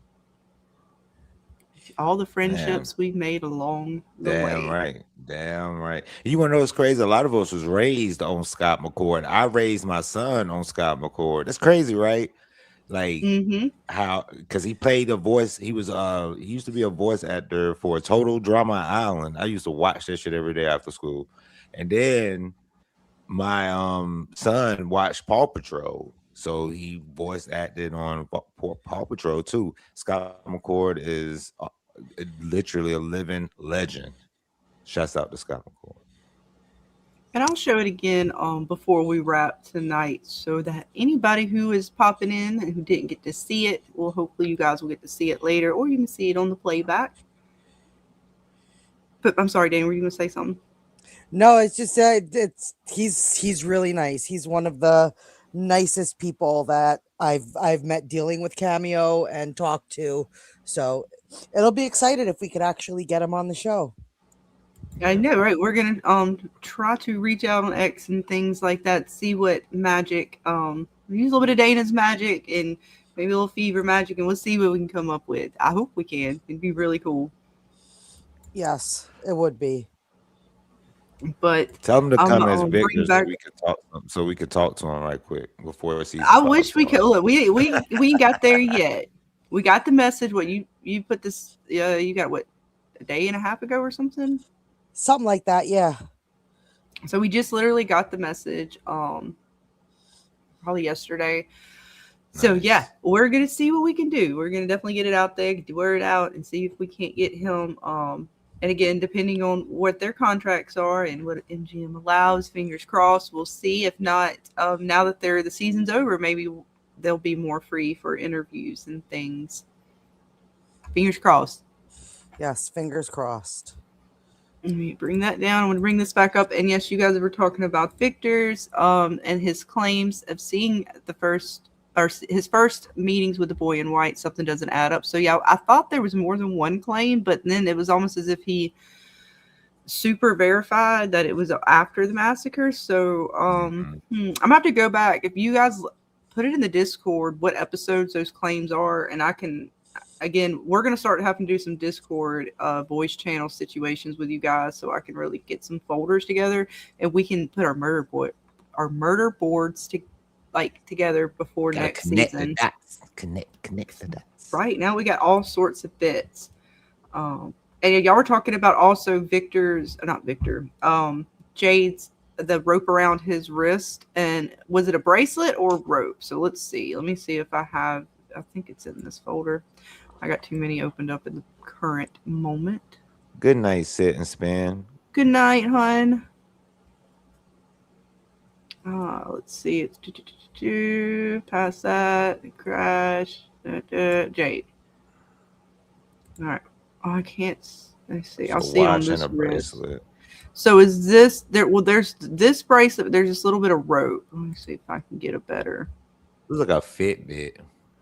I thought it was a bracelet because doesn't he keep it on his wrist the rest of the time? This little brown, not the dark brown, but the light brown tie-ish rope. I thought it was another bracelet, but I could be totally wrong about that. I didn't track to see if he continued to wear it.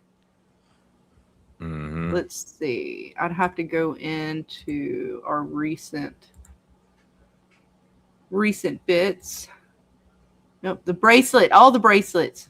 Oh my God, it never ends. What does it mean, James? What does it mean?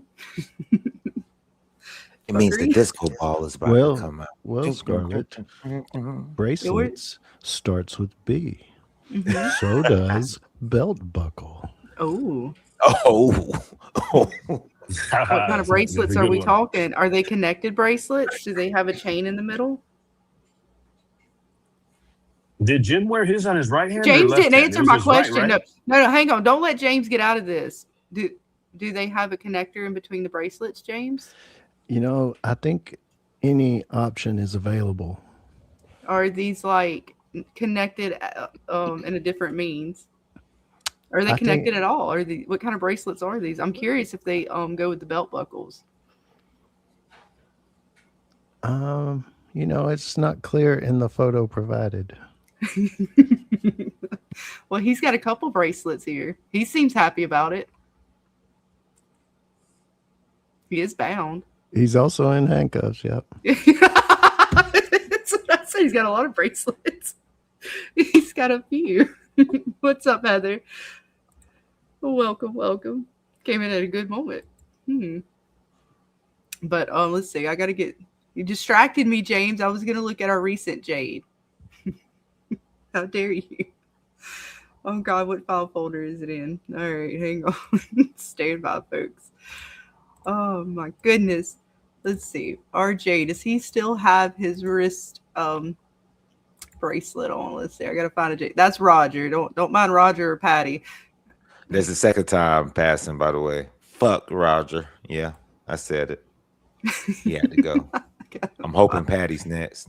Where's Jade? Hang on, I know he's around. Roger ran up in TNT and shit and tried to take it. No, that's not. This is when they're in the caves. Hang on, I gotta go back.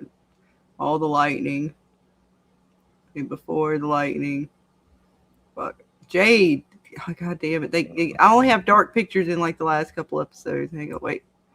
Oh, I don't see a wrist. No. Shit. Wait, hang on. Damn it, he's got the sweatshirt.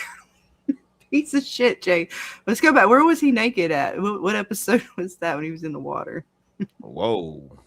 You don't remember he had boxers on? Oh, yeah, that's right. That was the third one, I think. I think it was like the third or fourth one, I think. Like, that's when I want to say that was 3. That Yeah, when episode? Ethan and this guy Victor went to go talk to him, he was in the water, right? That episode. Right? Yeah, Maybe. All right, hang on. Let me go in my other folders. Jesus Christ. I got so many folders. My boy. What's this? What's the symbol? He was like, what? What's this symbol called? I can't think of it. Half-ass naked. He was pretty much naked. He was, I mean, damn yeah, he near. was. Here we go. I found Yeah. it. He was in his bra. It's spread eagle in this picture. He was in them tidy Oh whities. my god. Oh, he don't have that little piece of twine on him. Hang on. Let me bring it up. There might be something to it. You folks out there. Who is it? Was it TCP? Let me go back up in the chat. Yeah, I thought. Let me bring this piece up here. Okay, so stop sharing. Oh my god, Dana. Bow. No bracelet. Just watch. No bracelet. Well, is that a bracelet? But I don't know. Yeah, I yeah. can't see if the other one's there. Damn it, the water's too murky. Yeah, those That's are nasty, dead. actually. Just two of them. The You know little what? clear, the little beige one is not there. Are Just you the brown sure? ones I Because see. the water's beige as well. I'm It's sorry. I just couldn't get in this dirty ass water. nasty. Like, Would you see how the I'm water clears sorry. up over there in the corner and shit? That's how my basement looked on Saturday and Sunday. Shit, Oh that god, color. that's nasty. There you go. Let me find a better. That one the doesn't. water is Hang dookie on. green. That's actually funny as shit there. I can't tell. That's how you can't. It's so nasty. You can't tell if Jay's You wearing the can't even beige tell it's bracelet. water. It just looked like dirt. It looked like he's just spread eagle on a bunch of dirt. This don't even look like water. This shit is dirty. He's got the dark bracelet. On there's a dark brown bracelets, but there's this light brown twine, almost like you would use in gardening and stuff like that. Even it's just kind of like a twine looking bracelet that he had on when after he entered. Let me see. I gotta find.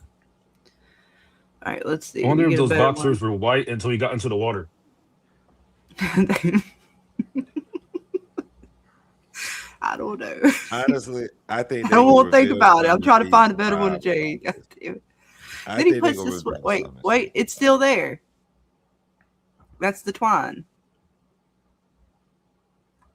So does that mean it's a bracelet? Because he didn't take it off. I found it, right? That's the twine one. I mean, it's wet. That's what she said. That's it. That's it. Oh. Jackson, he said it. He realized what I said. Yep. Oh, I love it when the bit hits. And the twine is still there. Right. The boxers looks like Florida swamp water. Well, that's not that. That's definitely not the natural springs of Florida. And that's where everybody used to swim at. And I'm gonna be honest, that shit was dirty back in season 1 when they showed it. I said, people go and play in the water there. What? That's dirty ass water. Okay, that's crazy. Right? Yep. Jay's the only one that don't care about his mustache too much and his beard. He just be letting it grow wild. Telling you. At least Boyd did. They showed him at one scene, maybe actually, or a couple, maybe tidying up his situation. Like he did. They did show him doing a little face care at what I swear he did at one point. Or am I just making that up in my head? You said a face. I didn't know what you said. Like he was shaving his face or something. I thought he did something at one point in the mirror where he was like, Boyd had self-care to his face. Who, Boyd or Jade? Boyd.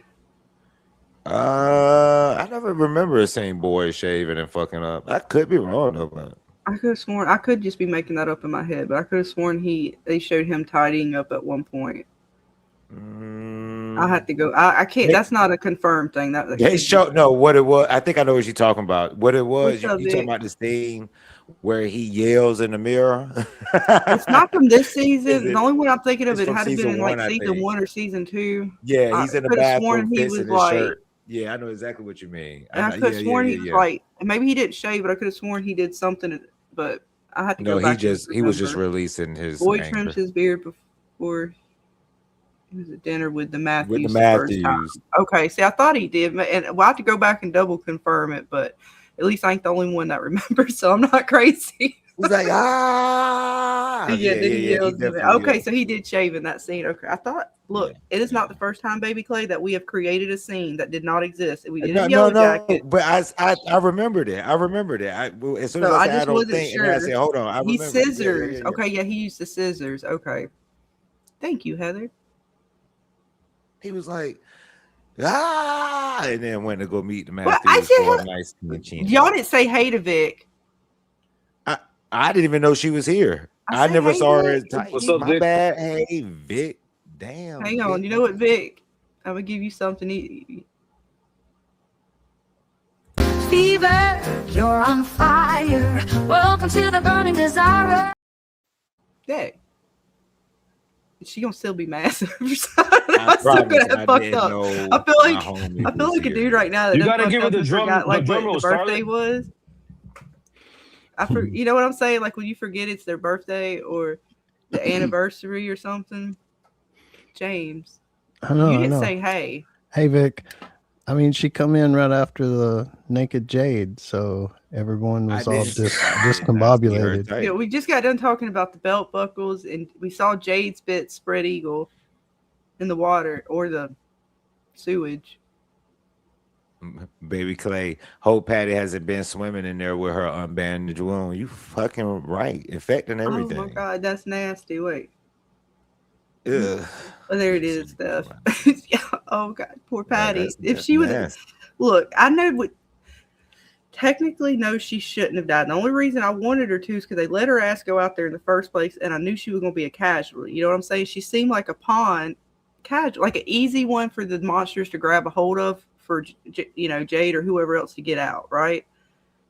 If they didn't have her there, she wouldn't have been in danger at all. If they just left her in Colony House to sleep and take her back to the damn clinic. Let her be with Fatima, then, well, shit, and then Smiley would have gotten her ass. Hang on. It was just destined for Patty, okay? I don't make the rules in the game, I think man. Patty should have. Patty would have. And then they rigged it. They reneged on that, from what I understand, which kind of that did irritate me a little bit. Don't renege on a death. When she pulled that gun, they should have let her die. I can't say too much, but when she snuck that gun, she should have died then. She should have died then. I agree. That was a tease. No, Vic, don't leave us. Oh shit! She threatened us. Damn, Dana, she threatened us. She's leaving us. I take my talents elsewhere. No, we need you. You better take them to South Beach. That's all I'm saying. To South Beach with the Miami Heat. What did I miss? You're gonna have to help me out because my glasses just broke. Oh no, I'm sorry, honey. No, Vic was screaming at us. So I can't see anything. No, Vic was screaming at us, and she said, "I'll let y'all continue without my humor. I'll take my talents elsewhere." Why is she yelling at us? I think she's playing, but I can't tell. I'm gonna blame James. She said you can't. I can't tell. I'm gonna blame James. Like that. It be like that. Don't blame me, Vic. Yeah, I'm blind right now. I Capitals can't and see punctuations nothing. and exclamation points. We don't know what that means. It is. That could be a joke. Definitely 100% my fault. Okay. Shit. I feel like I fucked up on a date or something. Is how you always feel, gentlemen? What it feels like? Damn, sometimes. I don't like it. Maybe. You said sometimes. Depending on the mood. You just take it all in stride. Today's our anniversary, honey, and you didn't tell me. How dare you? Dang. Y'all see, we got to do better. I blame James. It's fine. I don't blame you, James. I'm just. Let's see what else we got going on with these. All I know, Vic, is I didn't do it. I didn't do it. Shit. I was talking to Bill. Oh. So it's all Bill's fault? Okay, I'll take that. Blame it on Bill. Oh, Bill. Holy shit. Oh, shit. We're all in trouble. It's not me this time. It's got to be Bill this time, bro. It's got to be. It's not James. It's not. It's Bill. Damn it, Bill. You wanted a bunch, you know. I'm over here trying to get her to be happy, and you get her all riled up in the chat and shit. Fuck. Right, you know what? damn it. All right, let's get back to the bits. So, do y'all think if Patty had have followed through with what she had intended in the van, would that have made it the show felt more serious or darker? Yes. If she And took just the I that think it little would have long, made they it would a have been little bit freaking better. out. Can Yeah. you imagine what Yes. Acosta would have done?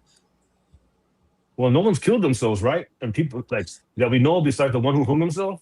And that lady did the thing to Boyd, the one of that monster, the nurse, or the one that was replaced with the kill yourself mode. We haven't seen that with a gun, right? So I think I that would have been like a don't foreshadowed think payoff as well. Right. It definitely would have helped. But she's had too many chances. I mean, how many times can you cheat death? You know, she got away from the Cabbage Patch Dolls. She got away from Roger, and then Boy saved her with the smacking the gun out. No, let her go. She should. I You would know have what? boosted That's a it good to point. over 8. That's I'm a just really saying. good point. How many? Okay, now this is where the game comes in. Why is Patty important? Why are people going out their way to save a side character? I couldn't You know understand what why I'm she out saying? here in the first place. Like, okay, I Why get why Bosca is and she everybody there? else, and I get her being helpful. But like, even during some of these folks had to know that Patty was not good in like a crazy situation. Like, Ellis had to save her from the dogs, right? Like, she freaked out and got burnt Right. up, so she's not good in like a tight situation like this. Like, Randall's kind of dealt with it a little bit more before, and he seems like he can handle himself. Like, I would still be worried about Acosta, but Patty's also like just she did not need She's to just be there. here. Take her out and add anybody else in here. Ethan might have done better. I'm sorry, maybe not, but I'm just saying, like, his little ass would have ran in the fucking car and not been freaked. I don't think he would have freaked out quite as bad. Maybe, I don't know. Nah. Probably he would have, but still, I don't know. I just feel like her We've freak out seen was plenty like, of why did y'all even instances have with her Ethan. here? Like And shit, it didn't where add Ethan kept us anything. cool. Yeah, Other she didn't than do nothing. me laughing at her. Quite honestly, and I'm not trying to be a male chauvinistic pig, but what are exactly 5 women gonna do? 1, 2, 3, 4, 5 women and 3 gentlemen. Not a They're goddamn just gonna thing. supervise? Like, they shouldn't even be there. Like, Christy needs to be there because they said they need the nurses up there. Nobody else needs to be there to pull that shit off. Sarah was there because she knew Morse code and I'm was just saying. doing the. What do you think? Was You guys agree? Yeah, like Sarah they was know here what for I'm the saying, Morse yeah. code. Morse code, yeah. Randall is handy. He's already proven himself that he can winch. I don't know why things. Bacta and Patty were there. I really Yeah, don't. these two could have not been there. I mean, they Right, helped I bring agree. the rope down or whatever, but they didn't like. She Of course, just standing Ellis there is with her gonna be finger in her there. mouth. Boyd's gonna be there. Trying to think.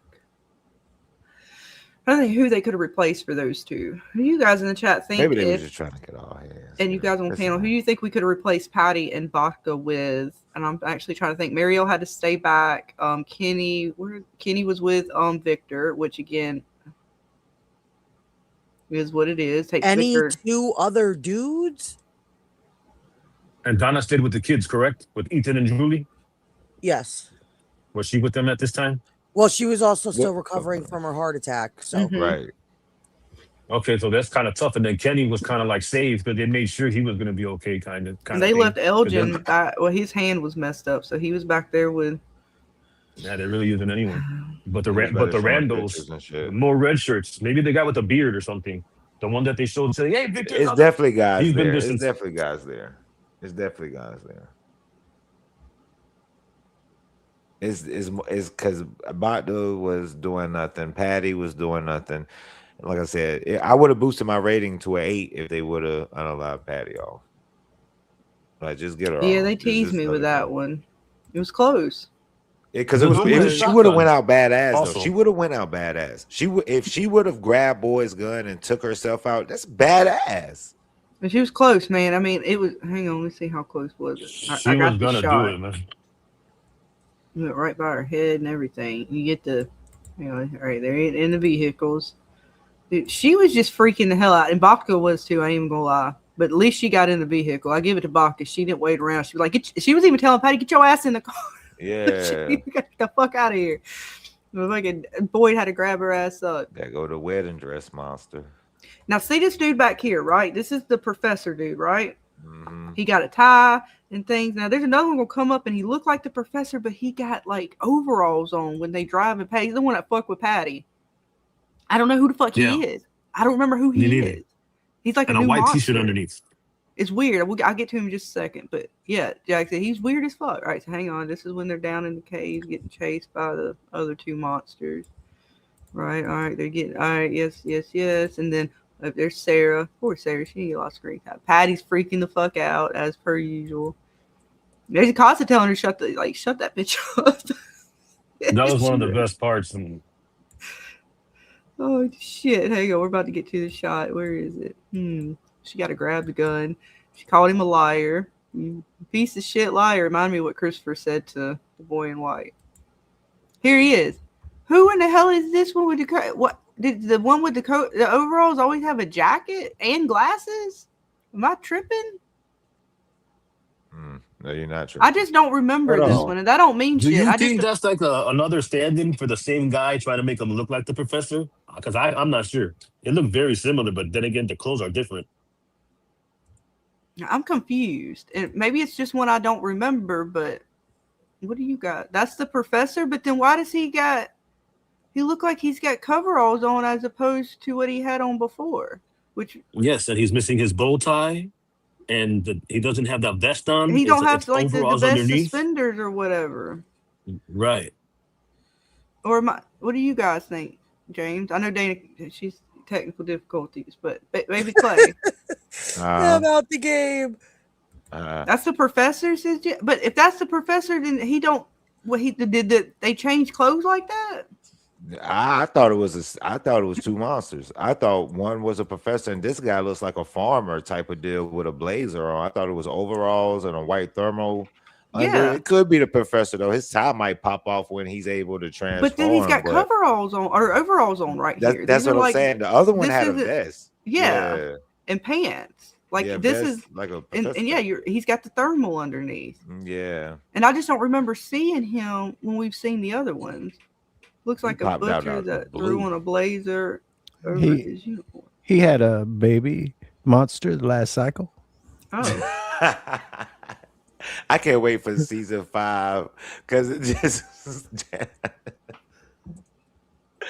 I can't wait for season 5. So hopefully everybody can get some answers, but especially my boy James can get some answers. And not beat around the bush this damn time. Don't cut no corners. Get right down to the bottom of it. Well, I'm gonna get to it, Vic, because this is the funny part. We did talk about him running. I thought we established that they can move at lightning speed if they so choose to. They really wanted them. Dude, or whatever the fuck monster this is, he was just like the hayride, right? It was the funniest shit ever. The only thing I got out of Patty was the fact that this motherfucker fucked with her, and he come up on the side and was like, blah, blah, blah, blah, blah, blah. He fucked with her really hard. She like freaked the fuck out again. He was just like, I'm sorry, I love a good hayride scare. He just fucking come up on her and scare the shit out of her. She didn't like it. Yeah, that's what caused her to want to shoot herself. I'm sorry. That's not very funny now. Well, she survived, though. Now, actually, we can laugh now, right? Because she survived. What are the rules? Too soon? Man, she need to go. Look, he come up on her and went, blah, blah, blah, blah. Like, he like, she said, it's not funny. That part tripped me out. No, it was funny because that tripped me out. It wasn't funny until we learned she survived, and then it's funny again. But it was real close, baby. Chloe, shit. But this was badass, though. This would have been badass to me. I'm just saying, this would have been badass. Hell, Carl. What's up, Code Knox? Everybody joining us. She survived, unfortunately. Code Knox, I need you to get in touch with me to give me your information for your prize. No, we got 2 jacks. We removed that one.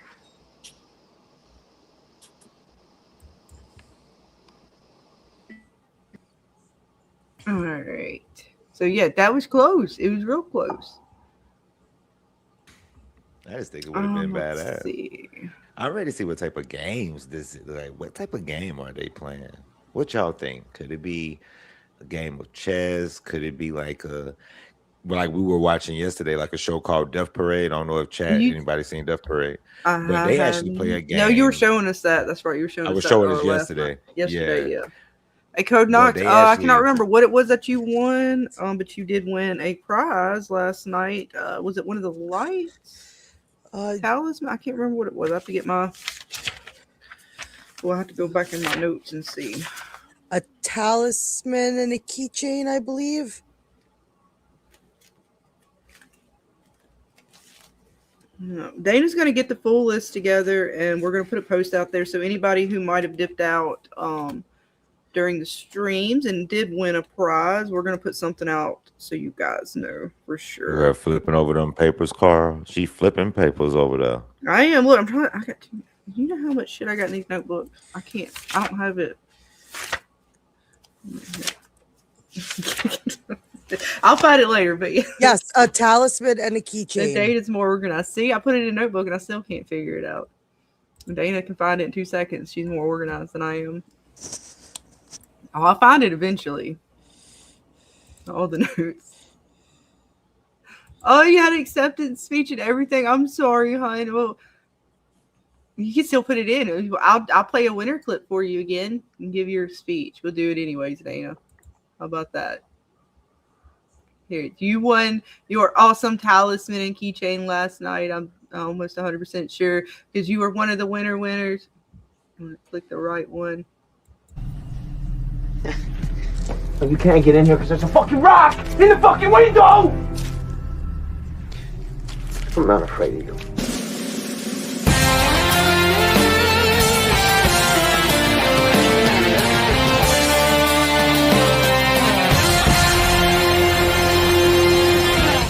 Replay it just as if it was last night, Code Knox. You were the winner. You can give your speech if you so choose. There, covered all the bases, Dana. There we go. One day, Carl, maybe. If I'm lucky. But, yeah, I mean, you know, Miss Patty, she's still hopping. So, again, any other person would have been just fine there. But, you know, they had Miss Patty. I mean, Vodka, at least she kind of held her own. I mean, she was not a problem, I would say. She wasn't, like, getting in the way. She kept her shit together enough, I would say. I mean, I'd be freaking out a little bit, too. So, I mean, you know, maybe. I kind of wonder how much I'd be freaking out. I would be, too. I would have been like, just let me go. Just let me go. I would have opened up the door and everything. Oh, it's see, Konak says, I want to thank my mom, God, Dana, Scarlett, the entire Fromily, throws kisses and bows. So congratulations, son. I liked it. That was cute. All right, here you go, Jackson. Are you this Jackson or the other Jackson? This Jackson? Okay. Sorry. All right, let's see. I'm going to get back onto these screenshots. All the bits, folks. I know we can also talk about, I wanted to kind of talk about the bird too from that Ethan found a little bit more, but it's not like super important. It could be, it might be, you never know. You never know which bit's the actual most important bit.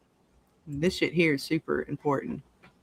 Now, did the teeth similar to the puppets and Roger? Or are they different? Well, Roger, I think I think he had like stitching, like some type of stitching. So when he ripped his mouth open, it seemed like of course, it probably was teeth in the midst, but I think what we seen going up like Smiley here, it was the stitching that when they stitched his mouth together and when he opened it up, you know. Let me see, hang on, I got a picture of it. And that's not the best one. This one, that one don't show it well either. I thought I had one where it showed his damn. Oh man, I could have sworn I had a better one of Roger's like teeth. Because I could have sworn it looked like teeth. I don't know, then. I'd put a pin in it. I'll have to see if I can't find the better image. I know I had one where he was actually, you could see him, like in the daylight as opposed to, I thought, at night. I think Smiley want to be human again, for real. They may. They're trickstery, so, like, I can never tell if what they said as far as, what was her name? Jasmine. If she was really, like, sincere about that, or that was all just to fuck with old boy. And, like, the way they touch on stuff, is it like how much of their humanity or whatever is left in them, or are they just curious creatures at this point? Like, I'm still on the fence with that. I'm not gonna lie. I don't know what they're. Definitely is curious about Fatima. Which makes me think it's the first time, maybe, because Smiley. All right, even if a female, well, I guess maybe it could birth a. Well, see, but she birthed one that was already there and then turned into one. So only you would think the females would be the only ones that could turn into a monster. So that means he would have to be original monster, and he seemed as if this was new to him. Like, whatever Fatima, whatever's happening to her is new. Like, whether she's turning into a form of them or not, like, that's not something that they're aware to have ever happened. Almost made me think like this is the first time anybody's ever killed a monster. What are your guys' thoughts? I have a really good theory and an idea that the males, so the females get pregnant, but whoever their spouse is or significant other is, they still get turned into a monster as well. Kind of like just a victim of circumstance kind of thing. Hold on, say that again. That's okay. So like we kind of look at the nightmare monsters and see like they're all paired off, right? So maybe one of the monsters that have the baby, like we only see Fatima do it, but we know it's Ellis. We don't know if the kimono lady at one particular point, if it was her who did it, had a significant other. You know what I mean? But maybe the woman gets pregnant, has the monster baby. And for example, the same thing that happened to Fatima, like we've seen in this last season, Ellis might end up turning into a monster himself and staying with her in the caves. If that doesn't happen, then my theory's wrong. But if it does happen, it could lean in a way toward telling us that, hey, the spouses are in on it too. They just don't have the baby. They're just, they're just victims as well because they're pregnant. You know what I mean? Yeah. I get you now. But I could be wrong. But it looks like they're all paired off. Like the guy with the glasses, the professor looks like he's paired off with the lady with the fur coat and the glasses. I could be wrong. Then you have the cowboy walking with the same chick. You got the teenage boy with the teenage girl with the the jock stuff and the cheerleading suit. Then you have the milkman. Right. It's like they all look like they're paired off. So I don't know.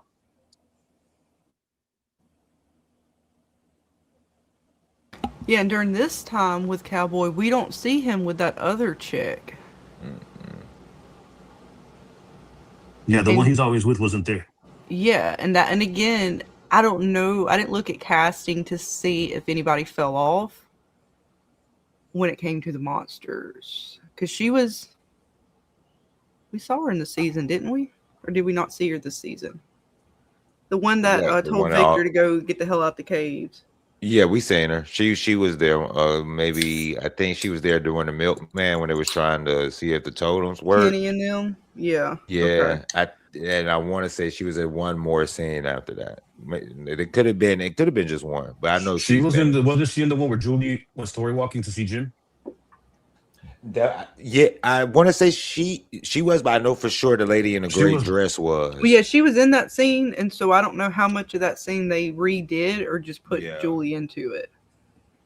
Like how much of those frames were from the original, and then which ones were new? Because when you see Julie, it's a different cut from them. So I don't know, because it seemed as if it was the same. The same scene, and then they just added a Julie scenes into it, but I could be wrong about that. What do you guys think? I think they just could have added her into it, you know what I'm saying? But I do know the lady in the gray dress was there. I don't remember the lady with the crochet, I think they call them, on her head. Yeah. I don't think I saw her in that scene, but I could be wrong. They could have changed some around to add Julie there, but I always remember that the lady with the gray dress. She was always there in season 2 and in season 4. But I'm not sure about the cowboy's girlfriend. I'm not sure. I'm not too sure about that. Swing coach. She seemed like she was in this season, but I can't remember how much, if at all. And then I was very curious when I didn't see her, and I don't remember seeing her outside. Now I can't remember for sure if she was outside walking up on everybody, but normally I thought she hung around Cowboy. She does a lot. She's around Cowboy every time, damn near every time you see her when she's walking. And it seemed like they split off in general because even Cheerleader's not with her other jock dude. Mm-hmm. He's almost seemingly nowhere around either. I don't remember. Well, was he up top side? Oh, I don't remember seeing Jock dude. I don't remember seeing him.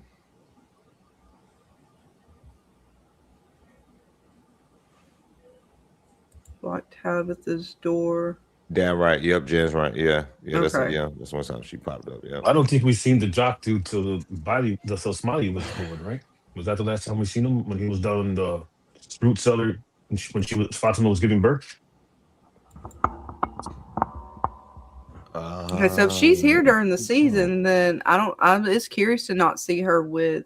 I mean, I could understand it, maybe not at first, but when they go to chasing, I would have thought she would have been around somewhere. Even that would have been another cool moment to see her and Cowboy talk the way he was talking to Tabitha and Jay, because the way she talked to Victor, it was like, Victor, you keep coming down here. Like, really cool to hear her with Cowboy, like having a family moment conversation or something. That would have been cool. So yeah, you guys have any thoughts in the chat, like why they just decided to split them up, or it just didn't matter? I'm just trying to pluck threads from nothing. I don't know. Because they didn't seem to pair off, completely the same way during this moment. That could be just because of the sheer gravity of the situation. They decided to kind of like split around, and I don't know. Even the waitress that took Randall. Yeah, so they see, because the waitress is back here behind them. So she's definitely, it was just weird how they split the pairs off in this particular, what do you want, encounter? There we go. Yeah, it makes you think, like, where's all the other monsters in? I think they probably was outside, like split up so they could like try to, tunnel people in, maybe in some sort of way. Because maybe some stayed in the caves and some went out the usual way they normally would go out, to try to stop Boyd and catch people outside and do their normal rip opening thing. Because we see the lady with the dress, we see the monster lady, Milkman, Granny, the bride and groom are going to be out here for sure. There's the bride. And what's his name? Professor was out there for sure. I was trying to see if I caught any of the others. We know Smiley's out and about. I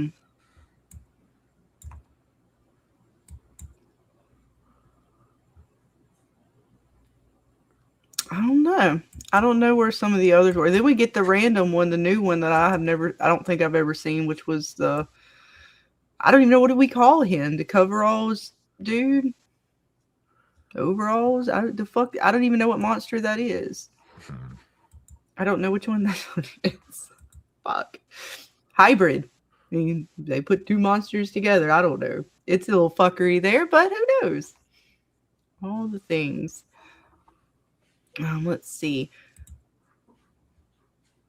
I did like, and again, I know a lot of you folks probably already went through it, talking about the starlings and the bird at the Lake of Tears that we thought might be the Lake of Tears. Turned out to be the Lake of Puppets. The Lake of Dolls. It's great. But it's pretty cool because looking into it, it does talk about when you see them, there's supposed to be a sign of like communication among other things. But I guess to see one hurt or fallen is like a breakdown in communication and things. So I'm gonna try to figure out what episode was that again. I had it just a second ago. I think I have it in that one. Yeah. Hopefully I can find the bird. So did you guys have any other thoughts with the bird as far as Ethan finding it and it not surviving, having any other meaning now looking back as I try to find said bird? I think it's in this file folder maybe. Let's see. Oh man, I gotta remember. So many file folders, folks. Apologies, may not be in this one actually. All the from bits. Ain't that how y'all say it? All the from Dude, bits. I mean it's ridiculous. I gotta remember because I think this is before that actually, maybe. Or yeah, this is before that. The bird is the word. And the word is Crominacle. It is. So is it the Crominacle? Is that what you telling me? No. Damn it. I got lost in the bit. That Which one is it in? I'm sorry, folks. I'm going to find it. We just so many folders. I got to remember which one it's in. You got all the folders. Dude, it's ridiculous. I'm actually just looking through to find it because I kind of know what episode it's in, but it could be in one of my other folders. Or I did that with all the Game of Thrones, Walking Dead seasons, and you just save all kinds of stuff like that. And I had it all organized and everything at one point. It was like gigs and gigs. I've almost found it. I just got to find where they take the bird down to the water. It went down to the river. Pond. All right, that's when they take the puppets. You can't see what I'm looking at. I'm going through one of my folders trying to find where I know it's in this episode. I just gotta find it. So many things. Oh my God. Where in the hell is this child? There it is. All right, now I can bring it up. This child and his bird, the things he found. There it is. And when he finds it, it seems to be hurt, and it does have apparently a lot of ties to Roman and Celtic mythology. And Jackson, what was that?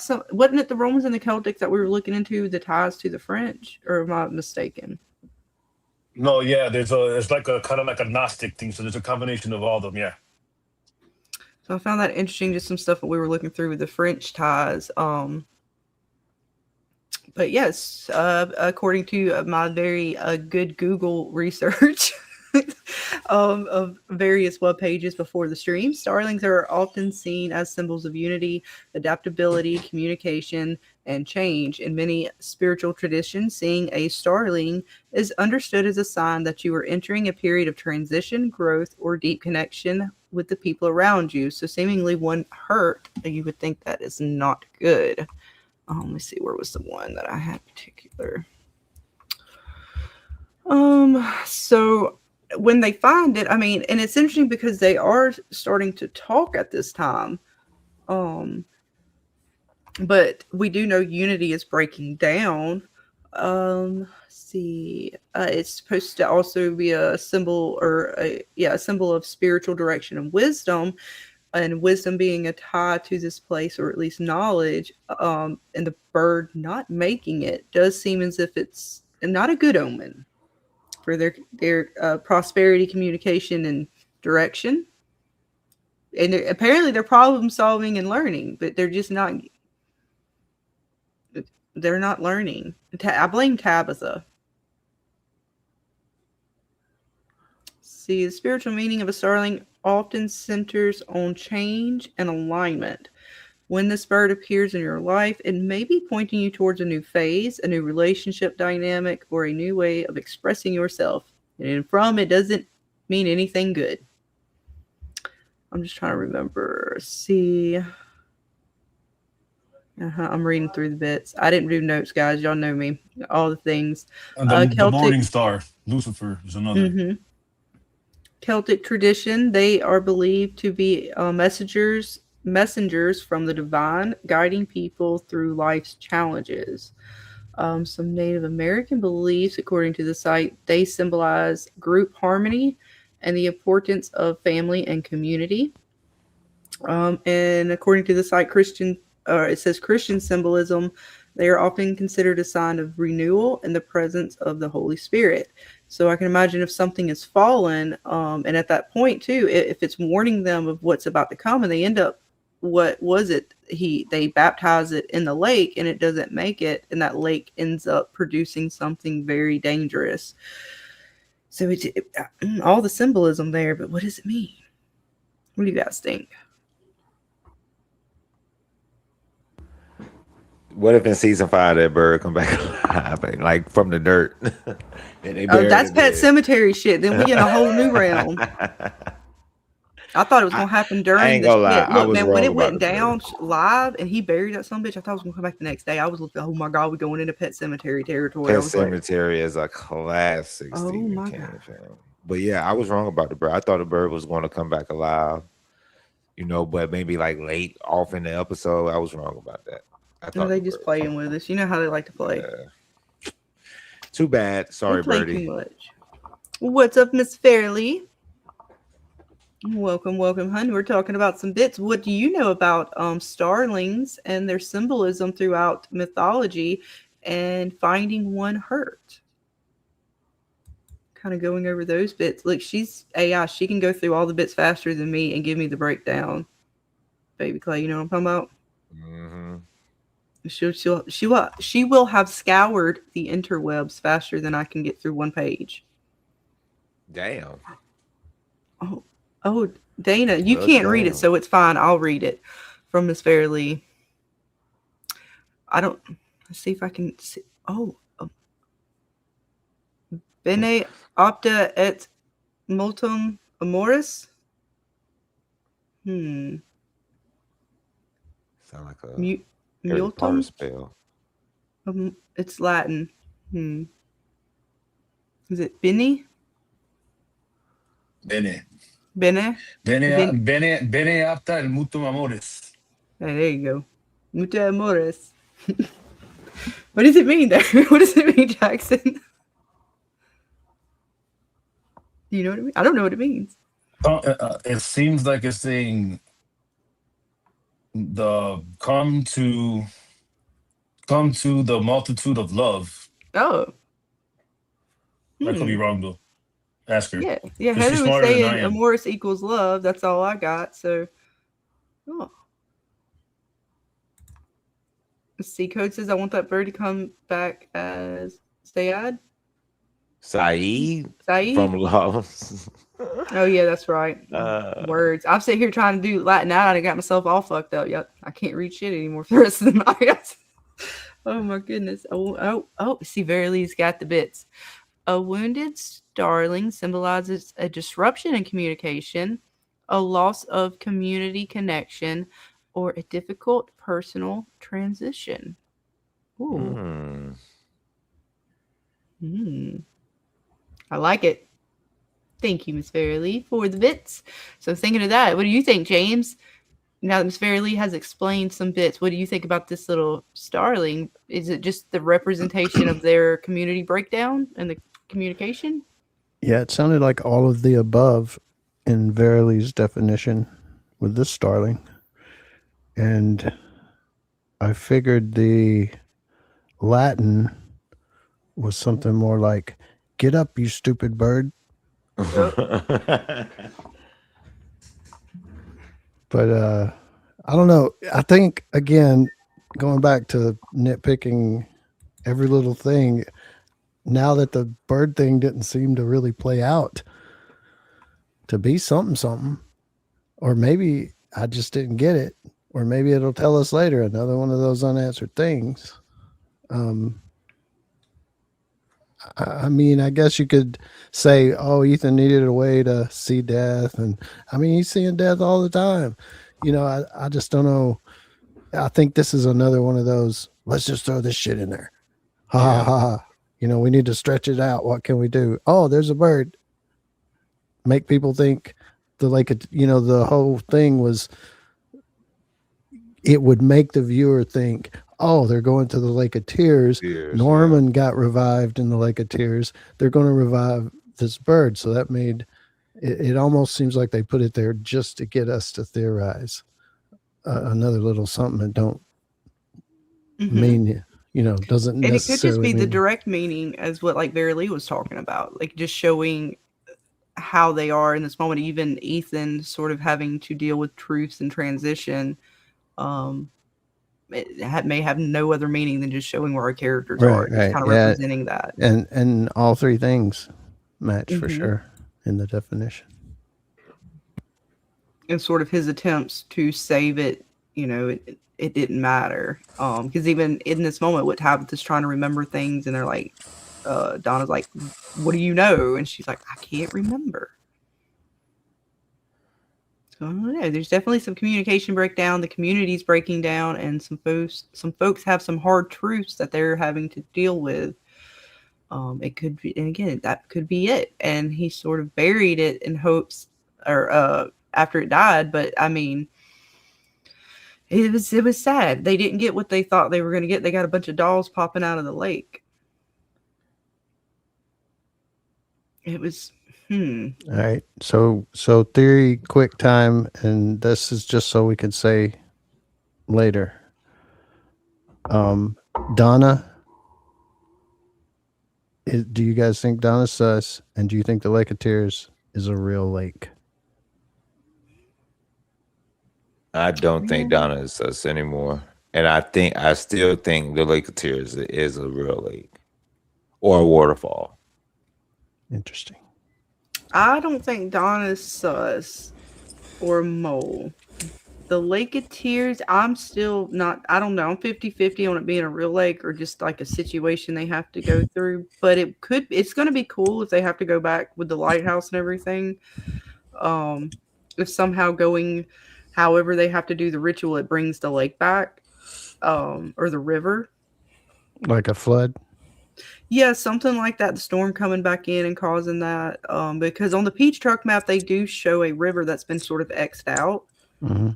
And it could be because it dried up, right? So it's like, okay, it's not technically there, but we still have it where it was, in the map, and that could be part of it. With these children now out and the storm clouds gathering, it is very possible they're still going to have a flood. We don't fully know the impact to this world now that they have the bones, and when they bring them topside, what's going to happen? It's already, the trees pulled up too, so that causes a little bit of disruption as well. Yeah. They get out on Boyd's boat in the flood. That kimono lady was trying to fuck with him about, and everybody else been fucking with him about. That poor man, he just wanted his boat so he could go relax right on the water, man. That's all he wanted. And he ended up having to deal with this bullshit. And we still have the crossroad factors, which I think they confirmed to a degree that in the Reddit situation, the showrunners saying that most of the characters were indeed at a crossroads of some sort before they entered. And I think they said they're going to elaborate on that more, or they're supposed to be, that should be explained, I think. I can't remember everything that was said in there. And isn't that I would call it a direct mirroring of Lost? Is that wasn't that a Lost thing, or am I just imagining? What? That everybody was at a crossroads in their life. Yes and no. It wasn't something that, I mean, yeah, they all were, but it isn't why they were chosen. Gotcha. Caroline says, I don't think Donna is sus. So I don't know. I mean, it's hard to say. I get why people think Donna is sus, because you could look at Donna the same way I looked at Clara. She pops up in really weird moments. There's things she does that's really questionable. And so I understand it. I just don't personally think she is. Because if they were going to reveal her as being sus, I think they would have done that with her instead of Clara. But other than that, I get why people think she's sus. And what about you, Jackson? What do you think about the Lake of Tears and Donna? Oh, you already know how I feel about Donna. That's not going to change till it's proven. So I think she's sus, and I think that the Lake of Tears is a place that they have to get to when it floods, when they get Boyd's boat, and eventually there's a picture that you kind of see a doorway on a boat like they're going into. I think we're gonna see that picture come to life in season 5.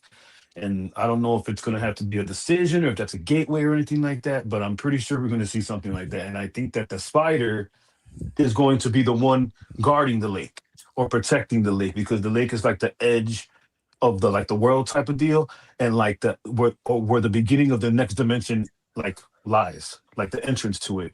So I do think that the place is either once it floods the Lake of Tears, or it's going to take them when it floods to the actual Lake of Tears. Nice. Who knows, with things seemingly even more chaotic than they were before. It's very hard to say. Let's see. Kodak says, I don't say suspect because I don't think anyone's intentionally evil. But now the word compromised? Indeed. Yeah, they seem to be more compromised in a sense of, seeing what our girl does to Elgin, I mean, and the way she threatens Clara almost makes you understand a little bit of why, and all the torment that Sarah went through, even though they do really horrible things. It wasn't as if that our characters are not being really pushed in a sort of bad direction. So it does come into question of how much do we forgive our characters for the things they do, considering where they are and what's happening to them. And now knowing how the game's being played is rigor as fuck. If Donna ends up being revealed, even if it's just as simple as making a deal with the man in yellow, would that considered to be sus this whole time? You guys? Not necessarily being a witch or trying to be evil, but if she actually made a deal like Clara did? I mean, it's possible. Even like Jen says, Randall, they left him alone after scratching him up and things. So, I mean, now that Claire's revealed as what she is, and that fact that the man in yellow / Sophia did go after Elgin in a similar fashion, they're all up on the table for who has been given a deal, and then versus who is just being tormented or messed with, like Sarah. Because she hasn't made a deal with Sarah, but Sarah hasn't caught her. So it might be like she makes the deal when you catch her. Yeah, I hope that they don't do something in the 5th season saying that Sarah made a deal. Like, I really hope they don't do that. Well, I don't think she's made a deal yet. I think she's just being manipulated and fucked with. Like, she seemed to know it, but then this last one kind of messed her up. Because she didn't know what was going to happen. And then, of course, Sophia hurt herself to push her even further. Knowing that Sarah's not going to be probably as easily manipulated as she was before. But it does come into question Randall, Donna, or some of these other characters that we don't know too much about, or if they've been in a situation like Randall, have they made a deal at some point and we just don't know it yet? Who would y'all think out of anybody else of our characters would have? I mean, I know we got Randall and Donna up there, but out of the rest of our cast, is there anybody else y'all think could have been a Clara type situation? Looking back, I really don't think there's anybody else. But then again, I'm trying to think myself. Vodka was one I thought, but she's too helpful now, especially when she started to not pop around during the season. Tilly. Baby Cat was it. Baby Cat's gonna love this. Tilly's one of them. Did she make a deal, or is she like the man in yellow? No, she made a deal. That's why she said you're gonna have to run to fight them. She definitely made that deal. I think she made a deal. Now, this is one of the questions I was going to ask earlier, because I was going to connect my little theory to this question. Do you guys think the boy in white and the man in yellow could exist outside of Fromily? Yes. Yeah, I mean, it's possible. They seem to pull people, so they should have pull outside. I don't know how far they can interact outside of the real world, but they do seem like they can to a degree. Okay. Yeah, I agree. The boy in white we've seen in the alleged real world, and I know the man in yellow can bounce between the material world and the cosmic world. So if that's who he is, yeah, they definitely both can. But that explains Tilly. That explains how Tilly got into Fromland, infiltrated Fromland a little bit, was able to get information from the residents, because if they showed her having a conversation about Boyd's journey, I would feel less sus about Tilly. But when she goes up to people and she just knows information she shouldn't know with her being like with her just arriving there, it's a little sus. You know what I'm saying? And I think the man in yellow was feeding her information about the residents so she could stir up a bunch of shit. Not sure. I feel like they're not even going to mention Tilly again. That will suck. I mean, she was an interesting character. And she's definitely the way she did the rain dance and had the sun come back out after the storm is slightly similar. Not the same because there was no. She'd have to commit an Elgin squeeze, but very interesting to see the sun come back out in a similar fashion. Never know.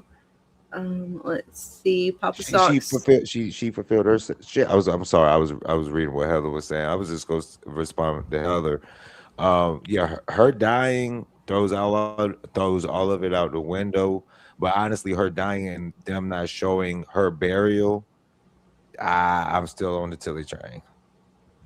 Papa Sock says, hey, panel, chiming in on Donna discussion. I think Donna is like the Watchers and Buffy the Vampire Slayer. She's aware of what's going on, but she also cannot interfere. Okay. Ooh, yeah. So, guys, I got a question. So, what if Tilly gave the medicine and told them that she doesn't need it no more because she made it the deal to be there and she wasn't sick with cancer like she was anymore? And that's why she gave the morphine to, was it Christy? Yeah. I thought it was Marielle. She gave it was Marielle. One of them. Well, one of the nurses and doctors. You're right. You're right. They might. I think she gave to both of them. Weren't they both there together because they were in the room together or something? I thought they were both together. Mm-hmm. Maybe. All the things to remember, folks. All the bits. So maybe he said, I'll let you live a little longer here as long as you do what I say or something like that. And she accepted. Yeah, no. I get that. I don't know. I get that. I mean, at this point, it's possible. I mean, what do you think, James? Is there anybody else you would consider out of the townies, even a background character, if you had one in mind that could have made a deal with our lady here? We got another Clara running around? I mean, it just seems like the obvious one kind of goes back to Tilly, I guess. But even though I think she's just a normal lady, but a lot of sus stuff around her, for sure. It's probably like I said on one of Baby Clay's shorts, Boyd and Kenny finally talk about it, and Kenny's thinking, Boyd's thinking Kenny for burying Tilly, and Kenny's like, I didn't bury her, I thought you did. And they're like, just suddenly Tilly's body's gone out. Where they put Elgin? Yeah, what's Claire gonna do with Elgin's body? And threw him out in the woods somewhere. Just like, nobody will find him here. Right. Season 5 opens up with a barbecue and Claire going, hey y'all. And I found some that's some Yellow Jackets type shit right there. That's fucked up. Crossover. What about you, Dana? Any thoughts? I still think there's, a chance for Tilly to be sus. We really don't know. Listen, I put all my energy into Clara. That's about as far as my brain goes. Right. And Tilly, Heather's talking about putting it into the morphine. You got to think of how much she was around Fatima, and we're still trying to figure out Fatima's pregnancy and how that started, and if Tilly was like a Clara, and we already saw Clara sort of give Fatima some blood in this last season. It is possible because, like, we were wondering, like, how did she end up getting pregnant, or how did that connection happen? Well, if she drank something, it seems like when she does her blood magic, especially giving the blood, it does different things. It's doing something different to Fatima than what it's doing to Henry. And she didn't seemingly do any particular ritual other than putting the blood in a cup. Whereas Boyd's sort of blood ritual had a little bit more to it in order to manifest that sort of magic that it did. Whereas the one she does here has a little bit of Henry's having a vision through it. Now, Fatima has been sort of dosed with this blood a couple of times. Like if there was an original one, like Tilly has spiked her tea or something like that, so to speak, with the man in yellow's blood, and now she's on her second dose. Like how that may be continuing. Plus the connection with Smiley, you know what I mean? Like I don't know how far that goes back to where, because we still don't fully know how Fatima got pregnant. It seems as if it's just immaculate conception, like, but she was already seemingly having symptoms or feeling she was pregnant before Smiley even passed away, if I'm not mistaken. So again, that whole situation still hasn't been fully, I think, answered, and it would be curious to see like a Tilly as someone who was the first person to mess with Fatima in some way, give her some sort of blood magic to start that, knowing that this other magic was about to happen, and it just kind of collided together, in some, because her magic seemingly works crazy. Like even the way she brought Roger back, she didn't just bring him back as like a human with all the stuff. To me, he seemed like a monster after that. And I had to go back and find the screenshot, but I could have sworn he had teeth, like fucked up teeth, not just the stitching. So I don't know. Her magic seems to do all kinds of wonders. So it's hard to say. See, Pop Sock says Elgin is a big boy. Where can Clara hide him? And I love that Sophia asked Elgin, where are you going to go? It's almost giving the Invasion of the Body Snatchers remake vibes. Oh, yeah, she is. She's something. She's here. You know what? We got a clip. Oh, poor Elgin. I got started over. All right. Yeah, so he's doing his prayers and he's trying to tell her no in a prayer type form, and it doesn't work out for him. My cuff. Oh, you muted your prayers. She really didn't appreciate the praying. She didn't like that. Nope.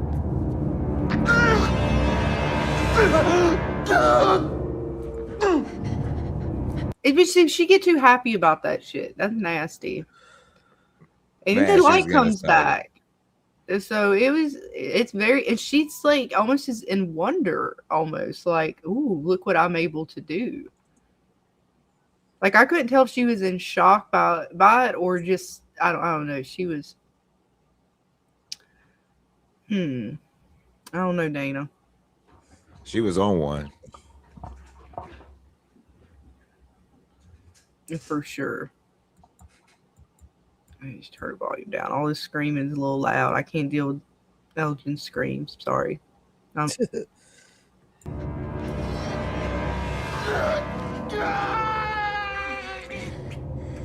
Oh, it's okay, Elgin. You can go to sleep now. Boy, she just squeezed his hand. He had internal bleeding. Like I'm taking the deal, Dana. I'm sorry.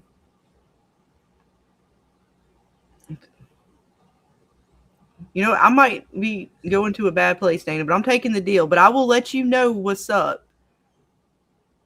Just don't tell nobody. I think everybody's taking the deal. Me too. But I have a fun fact for you guys. Just for the people that don't know. So Julia Doyle, the reason why she's so creepy and the reason why she's so, I guess, like, okay, well, anyway, you'll get it when I tell you. She actually does Doug's mannerisms as the man in yellow. That's why she goes calm. That's why she talks low. So she implements Doug in her acting, even though she was being so fellow. Mm-hmm. That's why she's nasty and creepy and all kinds of different stuff. She's something else, I tell you, man. Her quick from like smile to evil it's spot on. She's nasty. Yeah, she was a little bit too into it. Yeah. Like I couldn't tell, was she absorbing like an energy from him or something, or was she just happy because she got to kill somebody? Because she didn't seem or the man in yellow when he killed Jim. I mean, it could have been that I don't remember him quivering in the same manner when he ripped Jim's throat out. But maybe it just didn't show it. I don't know. It just, I couldn't tell if she was, because again, I don't know if it was because that the light came on, or it was just like, okay, it's, kind of, we're going to go through like these weird day and night cycles now. So that's just kind of like the start of it.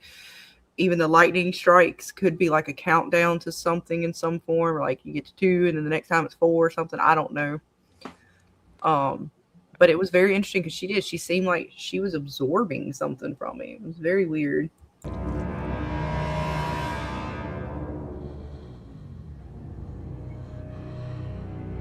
Maybe the boy in white turned on the light again, and that's causing her reaction. Maybe. Because of what she did, he was able to make a move, like chess, like you moved, now I'm going to move. Or something like that. Could be. Maybe Elden's dying somewhere else. Maybe. It's a very interesting situation here. Now that we're at this point in the game. Yeah, because I've been wanting to go back, and I haven't had time to rewatch. One thing I was going to look out for is to see if it's played out like that. Like the man in yellow made a move, the boy in white made a move, and it just kept going like that. Mm-hmm. If you tried to match up thing after thing that happened to characters in the show, does it play out like that? Ooh. A back and forth kind of thing. It could be. Oh God, I mean, possibly. If we try to think back to the moves, I mean, the boy in white was trying to help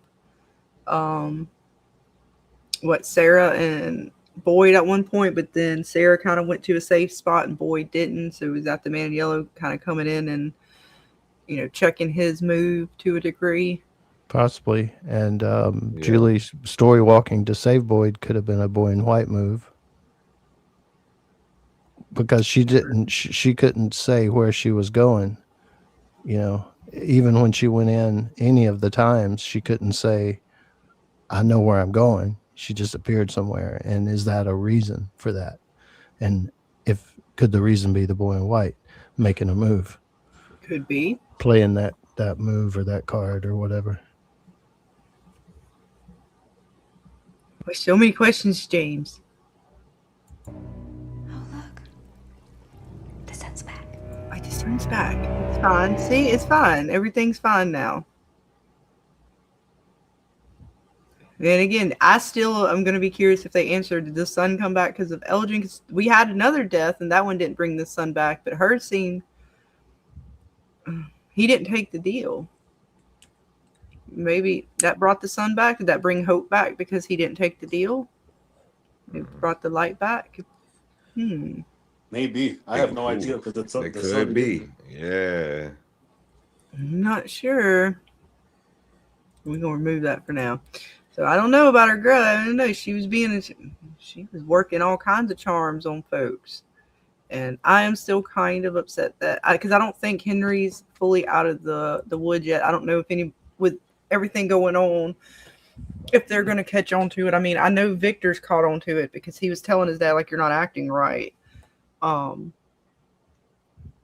is he, now that they've kind of, put Victor in prison, so to speak, put him in a cell, is he going to be, and he was trying to warn them, trying to tell them, and they weren't listening, is he going to want to give up any more information now, even to Tabitha? Because again, that irritated me that Tabitha didn't seemingly help him out.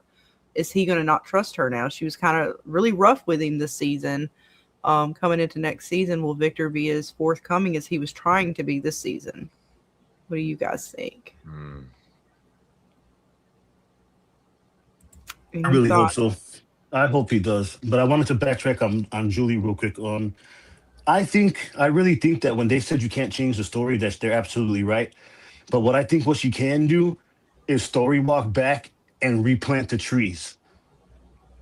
I think she can do that, and I think that'll fix it without changing the story, because she can't go back and do nothing. Like, she's not going to change any outcome. It's like it's still going to be the same, but she can go back and regrow a tree and then time jump forward, and the tree can be there, and maybe it'll do something. Maybe. I mean, again, we still don't fully know the rules with the story walking. Yeah, as long as the tree is already there now before she goes back, right?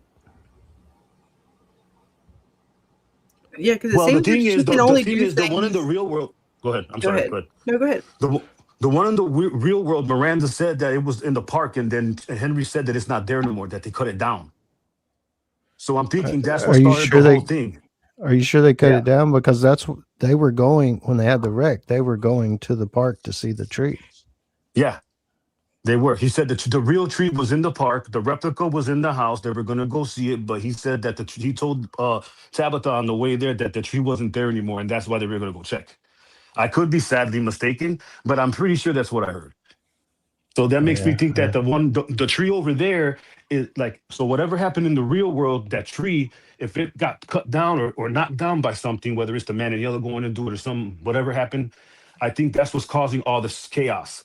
And then now this one going down, now both of them are knocked down, and now everything's wide open for everything to come up. So I think them two trees keep it sealed, maybe.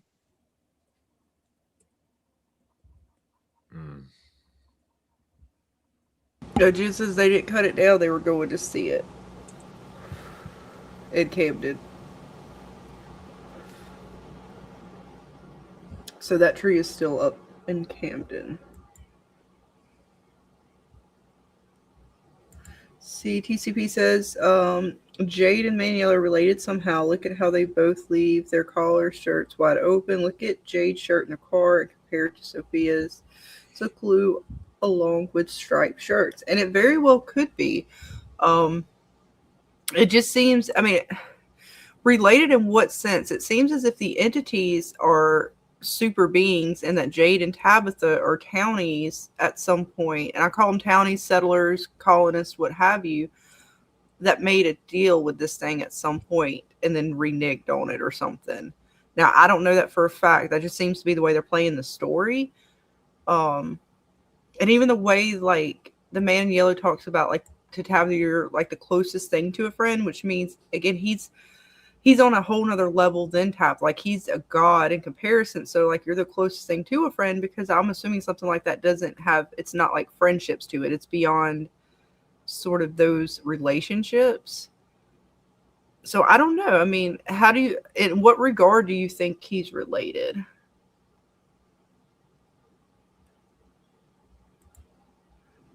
So how do you think they're related then? Like, because I mean, the man in yellow and the boy in white, I can see as related entities in some sort of cosmic way.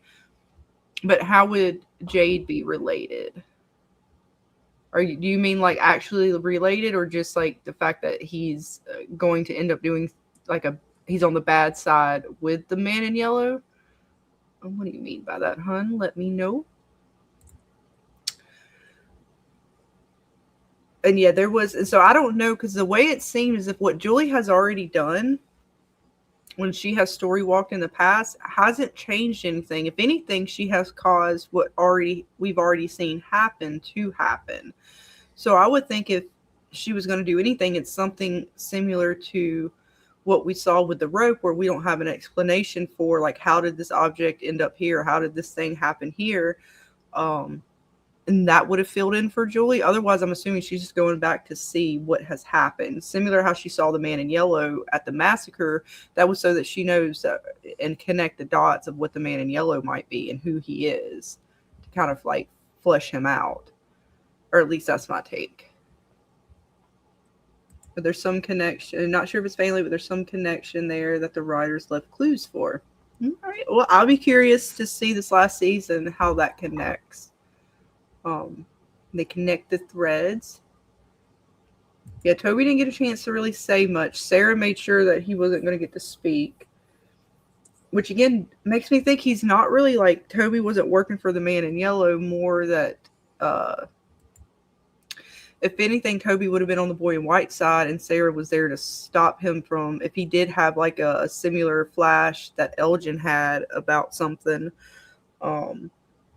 It was sort of the man in yellow's way of cutting the boy in white off at the pass if he didn't want Jade to figure out anything I'm trying to think of what that would have been during season 1. Because then when Elgin comes in, he gets the lullaby from the boy in white, but he can't remember it. It takes him, like all season to remember. I'm trying to think back, guys. I'm sorry. Feel free to cut into any thoughts. I'm with you on the thinking part. I'm trying to verify that myself. Let's see. TCP says possibly opposing entities of Man in Yellow and the boy in blue. There was a lot of blue in the car where Jade was, the blue extra shirt on the ground, the blue stripes on the back seat. We do get a lot of blue references as well to the yellow. Claire was wearing blue too, though. So, I mean, I don't know where we fit that in there. Robert. He would know. You're the closest thing I've had to a friend. Men in Yellow to Tabs were friends. Victor referring to the boy in white. I've always been anti-Tabs because of her terrible momming, but Man in Yellow being all but, hey, buddy, confirmed. Yeah, like and it seems as if, because closest thing to a friend, but not a friend, as if they're his favorite, I don't know how we want to say it. I'm trying to think, James, like favorite pieces, favorite players, because I don't take it as when he was talking to her like he was really saying like they're friends, but because it goes back to how he even talked to Jim, like he didn't really want, he really enjoyed Jim, he kind of wished he didn't have to go, but it is what it is and the rules, and even telling Tabitha like, I'm not going to kill you yet. Basically, I'm not done playing with you in this game, and you're like my favorite sort of player. You know, maybe even Jade. I'm trying to think of how to phrase it,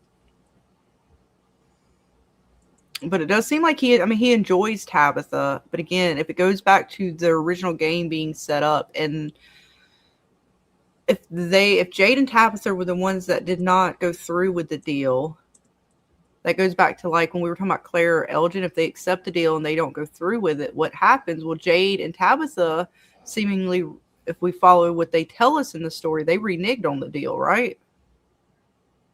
And try to save the children, and yet they're sort of bound to continue to come back and finish that.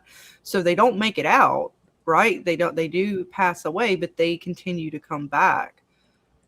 So I'm rambling. Anybody else feel free. Dana, any thoughts? I'm just rambling through the bits. It's okay. Ramble on. Ramble on. I mean, shit. It makes sense. I'm just disappointed we didn't get more from Julie's story walking. Hopefully that's going to be it. Hopefully it's going to play a bigger part in the final season. But I definitely thought at least we'd get her up until the point we saw her at the end of season 3. Because I still don't think that's going to be as impactful anymore. Especially right after she talked to Sarah, I thought seemingly somewhere right after that she was going to do it again. And then she had that conversation with her mom confirming like she didn't want to deal with it anymore. I was like, what the fuck? Yeah. Pretty much. And that sucks too, because this was the moment I thought they were going to start, like her and Sarah were going to connect. Like there was going to be a further conversation. And Sarah was going to be the one kind of filling in to help her as opposed to Randall. But then they didn't really. But again, I believe in the Reddit stuff, they said they're supposed to continue the story walk, and that's supposed to be flushed through. You guys in the chat, let me know if I'm wrong about that, but I believe that was in their Reddit situation. Yeah, I think you're correct. I think we read that together. But I also, another fun fact is that Julie actually cut her hair short in real life instead of the wig, and for preparation for the beginning of the season. For people who don't know. So it's not a wig; it's her real hair. What situation are we dealing with? Is it a wig situation or not? The wig was what we saw in season 5. It will not be a wig. It will be her real hair cut short. Oh, gotcha. I follow now. Hey, look at how she looking at Victor was walking up and how she looking, Dana. even Ethan, they was kind of giving him a look. Boy, look at poor Victor. You know what? I'm about to smack her in her face. I'm about full on that train, Dana. She really, the more I go through this season, the more I particularly, I just, right. I can understand why the town and folks made, I mean, I feel for Jade a little bit until we find out how dark he really is, but, yeah, I understand why folks may not have appreciated her in the past.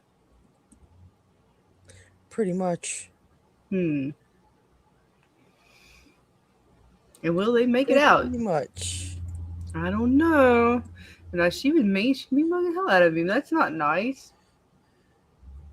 I think they're supposed to suss out more with Abby. I believe, I could be wrong about that, but I could have sworn that there's still going to be more with that. Because they keep throwing up these things, especially with like the older type images and things with the cameras and the bits. Now these little flat stones that we see all over town, we didn't see the flat stones in the caves. Did they bring these stones out and put them all and mark all over the town with them or something? I don't know if they did, but if you or they were there before from other settlers that got there, because Falakatri had the same stones that come in a circle like the Inuits used to pray in. Then you have the Inuks and all that other stuff. So I think it could have been. We counted them, and I couldn't remember how many we counted. I want to say there was at least 6 or more. Oh man, there was. I want to say more, approximately more, because there was at least 6 in the circle or 5 in the circle, and then I couldn't remember. Right, that's what I said. I knew there was at least 6 of them. I couldn't remember if we can what the confirmed number was that we could tell.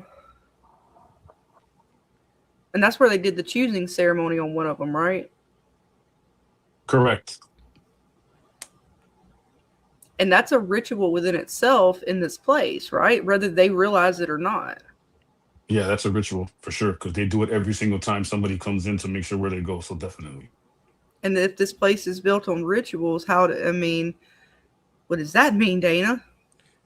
What does it mean? What does it mean? I don't have anything on it. I just am freely talking here. If it jogs anything for anybody, let me know. We're free talking. But yeah. Let's see what you guys in the chat are saying. The OG town might have fallen through the ground, forming tunnels and hiding the river from the cave drawings. Could be. We do see some drawings of like ripping open. Even on the peach truck, the little snow globe. We're going to go over that with Jerry and Thrifty at some point here real soon. We're just getting schedules situated. So we got a lot of things we want to go over them with the drawings, the peach truck map drawing. And then, of course, Dana is going to go over some clear bits with them as well. So we've got lots of fun streams ahead. Trust me, this will not be our last sort of dive with all the things. I don't know where I'm at. This one. I got too many folders open. Apologies.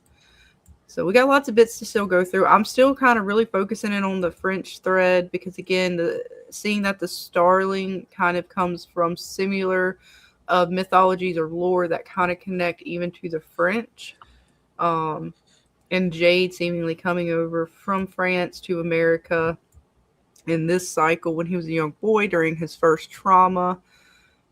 I just feel like there's something there. I don't know what it is, but just something I'm following, trying to figure out. And then we still got to figure out what the teeth really mean. Is it just a trophy? What magic? I mean, I don't see a tooth in the box when she shapeshifts or he shapeshifts. We see clothing. And I don't know if he took one from Elgin. I'm assuming so because, again, they don't have to show us every tooth pull. But she seemingly walked out without pulling one. So I thought she took a tooth from everybody, no? I think she does take one from him. We just don't see him. We just don't see him on screen. It happens off screen, like with Jim. Because she walks this time around with Elgin. As soon as she's done with him, we see her walk out and tell Clara, dispose of the body. So it just seemed as if she didn't take one from Elgin. Man, we're gonna have to wait now. Maybe Clara took it. I don't know. That's what I'm saying. Like, it kind of messed with the rules there a little bit of what I thought she was doing. Do you guys have any thoughts? Maybe it was just because of timing and she didn't want to deal with Elgin and removing a tooth at the time, or... You think Claire's going back to get it? Maybe she threw it in with the talismans. I don't know. What do you think, baby Clay? What? It seemed as if Sophia didn't take Elgin's tooth, but I thought she was taking all of her victims' teeth. I mean, season 5, she probably have Clara do it. You know what I'm saying? Get rid of the body, bring her tooth. I can see that happening. But if it does, then she just wanted Elgin immediately gone because I guess he knew her information. But she took out the priest tooth, so I don't understand why she didn't take out Elgin's tooth. So hopefully they get to that in season 5. Like Jack said, I agree with him. I think Clara will do it. She might tell Clara, hey, well, make sure you grab his tooth for me. But Tabitha can make the talismans with bones and teeth. I don't know. Something about the talismans make me think it's just natural stone and they've carved it on there. And again, it's the ritual of, I don't want to say it, Dana, like when you are doing a ruin or magic like that, like ruin magic, there's a ritual to that in particular in order to form or bound something. When you would hang a talisman up that you have, and not just their talisman, any sort of ruin or talisman that one would put up, even to ward off like witches or demonic spirits or something. Would you use bones or teeth in that? You would not in Wiccan magic, but you certainly can in witchcraft. Okay. In a dark, because that would definitely be darker forms of magic, because something has to be sacrificed in order to get those bones, whether it be an animal, whether it be whatever you're using to do that sort of ritual. And Wiccans like myself don't tend to sacrifice anything. It's not in our read to do so. But in witchcraft in general, it certainly is. Bandicoot, I know what you're talking about, the experience. I read a lot, allegedly. Let's see. Maybe Sophia doesn't need to take the teeth of those who make deals with the voices because the deal gives her their soul. But Elgin didn't take the deal. See, Elgin, his whole situation, his death kind of irritated me. And not just because she took him out. Like, that's fine. I mean, it was 50-50, right? He was going to take the deal or she was going to take him out. I just don't like how it played. Because, again, she didn't take a tooth. And it seems as if maybe the fact that he did not take the deal brought the light back into From for a moment. Yes, it's his sacrifice, but not just the sacrifice of someone dying, but the sacrifice of somebody who was not giving up, or still, he still kind of was trying to have hope and prayer. Even Father Cautry was kind of wanting to have that prayer at the end for himself. But she didn't take the tooth. Like, I can't understand why she didn't take Elgin's tooth. Like, I get timing to a degree, but he was already all fucking, like, laying there. All she had to do was reach in and pluck it. Claire was going to take care of the body anyway. It wouldn't have taken her, like, Dana, 30 seconds. Maybe. I mean, with her strength, probably 5. Yeah, pretty much. So it didn't make sense, because you literally see her like, oh, the lights come back on. And then she skips her little ass out into Claire and says, get rid of the body. And she carries on to get the talismans. And we never see Claire with a tooth in hand. I mean, I guess it was in the bag, but then again, it didn't. She put it through the tree. That riggers, Dana. I don't like it. They did plot hole. Because they still haven't flushed out the teeth. Not fully. Like, okay, she collects them. We still don't know what she's doing with them or why. And there's so many possibilities, just along what you were saying in craft. And different cultures and what they may practice. There's all sorts of things. And then you take TV movie lore, considering this is a TV show, and they may not be following 100% sci-fi-ish or supernatural, but it's kind of even into the sci-fi or the fiction of supernatural, I guess I should say. Because similar to some other TV shows and movies, you know, you see them use teeth and other things in craft or witchcraft and different things. And of course, they're not doing it exactly how it's practiced, but in their story, the symbolism and what they're using it for. So it goes into so many possibilities with them not telling us. It's interesting because the monster Smiley had the tooth. So was the monsters collecting them? And how did this bag? Like I think James, you asked originally, like, why is this bag in the car? And he didn't take the bag with him. Was it just full? And he's like, okay, I'll leave this here for later. I got how many bags does he have of teeth? All the questions about teeth. No answers. He has to have a lot because he's been there for a long ass time. But I think those teeth might be the reason why they're anchored there. Every person that he has the teeth of, they're all anchored there. Mm-hmm. Yeah, right, Papa Socks.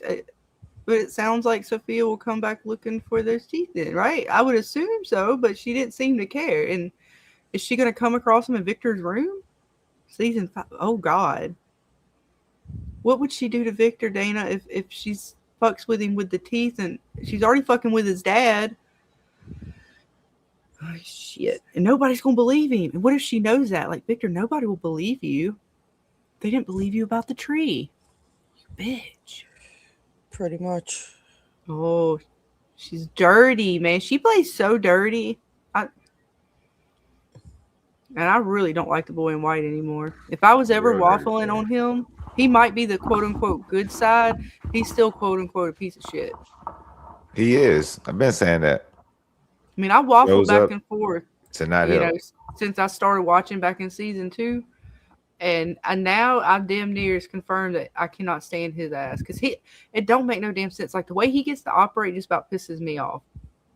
What kind of fucked up game situation? He let the man in yellow have like the upper hand. It feels like every situation. Even Boyd talks about it all the time. Like, this place is constantly, whatever it is like 2 or 3 steps ahead of us every time. No matter what we do to try to get ahead, it still seemingly is ahead of us. And that's just not fair. I don't know. Is anything about this place fucking fair? No. There you go. See, WITCHY. I'm not even going to try to make sure I understand what that is, but welcome.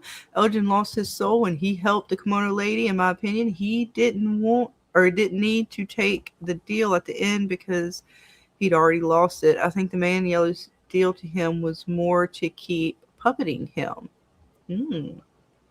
Could have been. He was screwed either way. I know that. He messed. As soon as he showed her that photo, he fucked up. And that's the moment he knew. He fucked up. She locked that door, Dana, or got Claire to lock that door. Oh shit. But I can't believe she gave him the opportunity to make a deal. I guess that was kind of nice of her, if you want to give her some niceness points, Dana. True. She didn't have to offer Elgin a deal at all.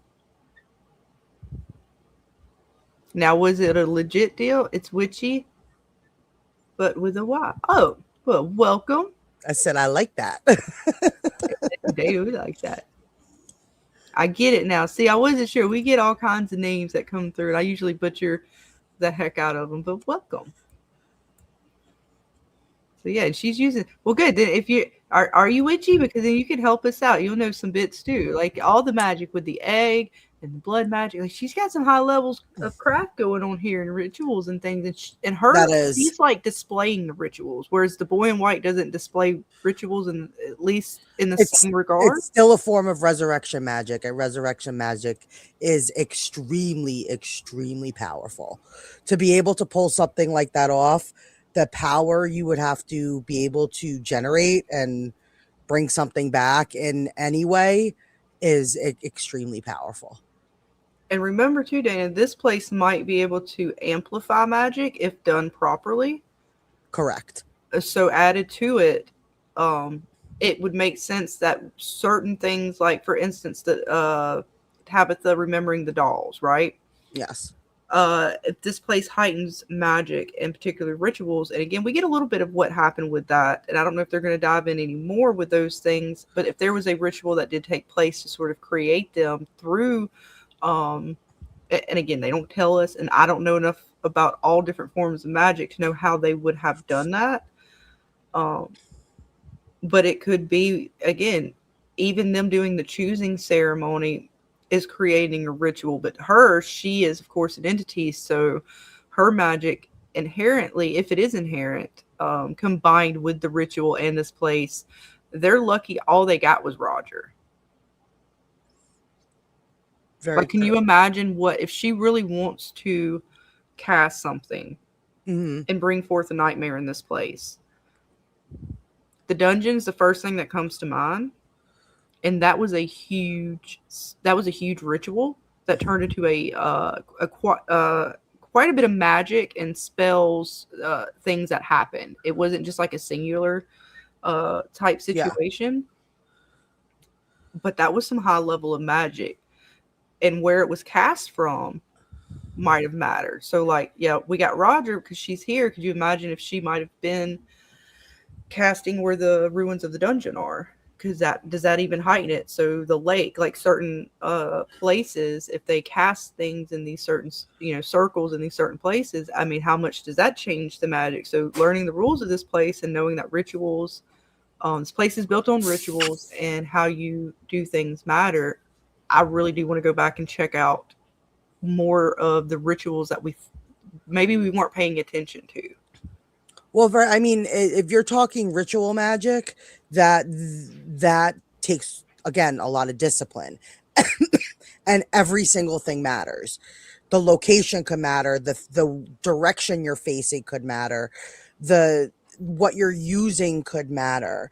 When it comes to a ritual spells and magic are completely different from, let's just say, you're doing like a basic spell that you're not casting a circle to perform the magic or anything. But a full-on ritual, you screw up one thing in the ritual's not going to work.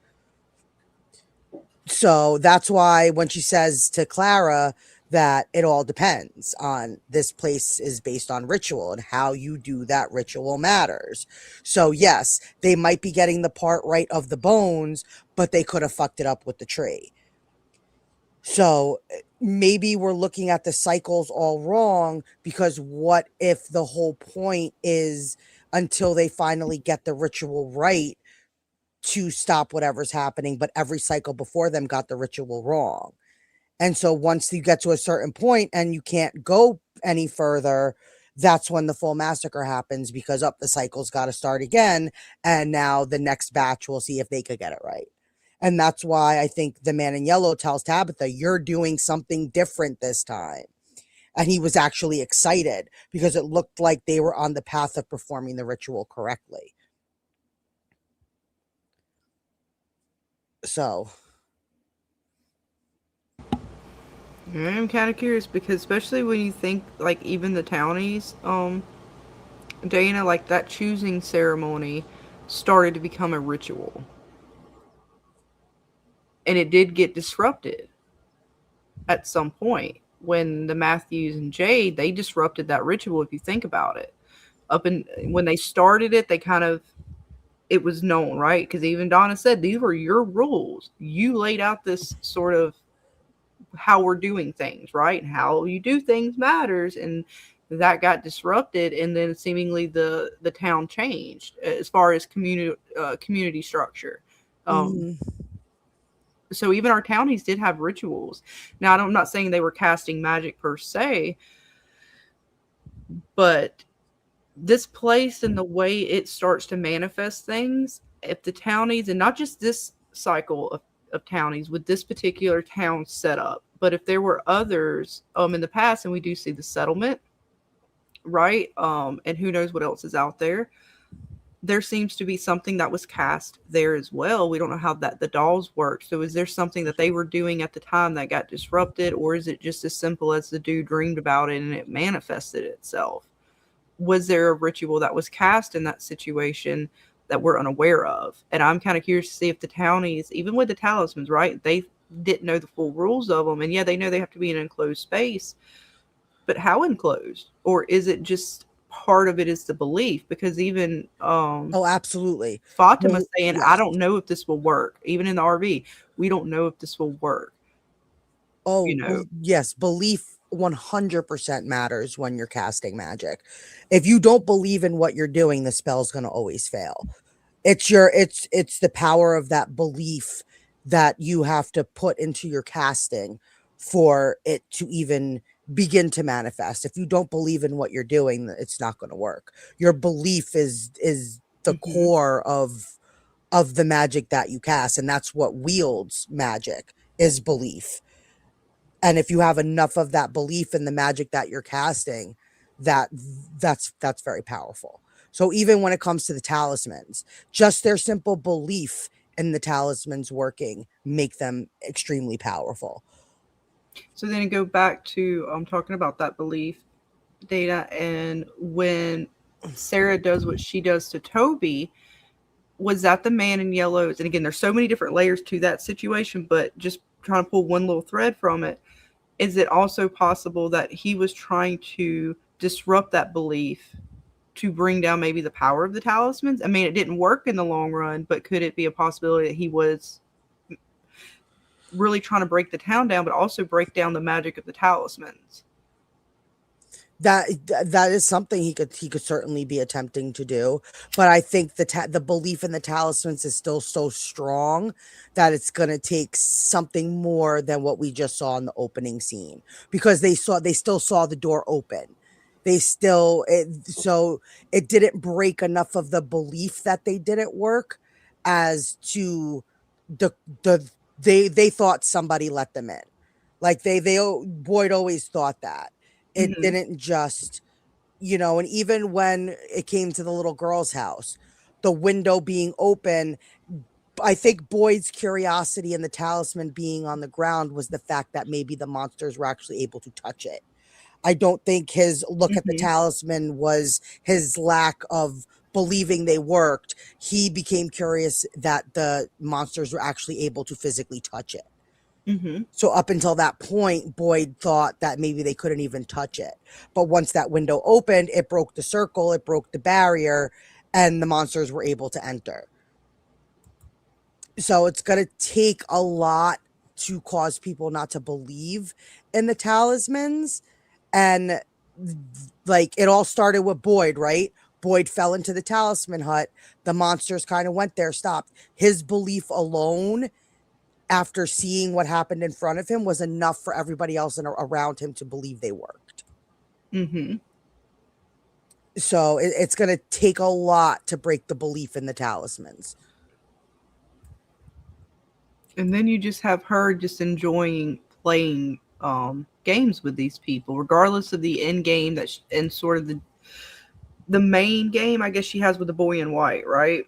Like their sort of game. She's now playing all these little games just for her own like amusement, it seems like, right? Like it's not even really so much about the end game that she has with the boy in white. I mean, they probably connect to that, but some of this does seem like Roger just seemed like fun for her. Like, yeah, it's breaking the town down and stuff like that, but she just seemed to be amused by fucking with people too. Oh yeah, absolutely. Heather says, I kind of took Boy in White saying, you're not going to win this time, to Man in Yellow is him saying that humanity will win, not necessarily Boy in White himself. Interesting. Let's see what he says. It's so hard to understand the true nature of the sacrifice without seeing, without seeing it. We need either a flashback of it or Julie's story walking to it. Yeah, in the original sacrifice, I hope we get a little bit more with that. Please, even if it is just with Julie's story walking, I will take anything at this point, Dana. Same. Fatima's baby Smiley was... Y'all will. I hope so. Was ritualized, thus why she became a monster. Yes, there's a full ritual with that. And does it go back to the dungeon? And then even further back, is Tilly or another character involved? Again, there's so many layers to how that whole cicada dungeon, Fatima getting pregnant, situation unfolded, and so much of it that we don't know. And now, like I said, you got Clara on the board as what she is. Baby Clay, I mean, it's very possible that Tilly or another character like her spiked Fatima at some point. I still hope they let us get a little bit more confirmation on Fatima. Was it just immaculate conception, or was she tainted by blood transfer of some kind? Let's see. I'm gonna pull up another folder. So many bits. And again, thank you guys all for hanging with us tonight. We are at 3 hours. Yeah, I might drop the link for anybody who wants to come up, because I know Friday night I'm going to try to start Subnautica 2. And we might be kind of transitioning Friday nights to game nights. And then Monday nights will still be for now, as well as, who knows throughout the week what else we'll have with some other creators as far as their schedules go. We're opening up our week a little bit for that. Let me find the images I want to bring up. And again, there's so many photos to go through. I just don't even know where to begin. We still got the crows, and we're considering them a boy in white type side, or again, are they just part of this place? I don't think they're on the man in yellow side. What side do we put the birds on now as the dust settles?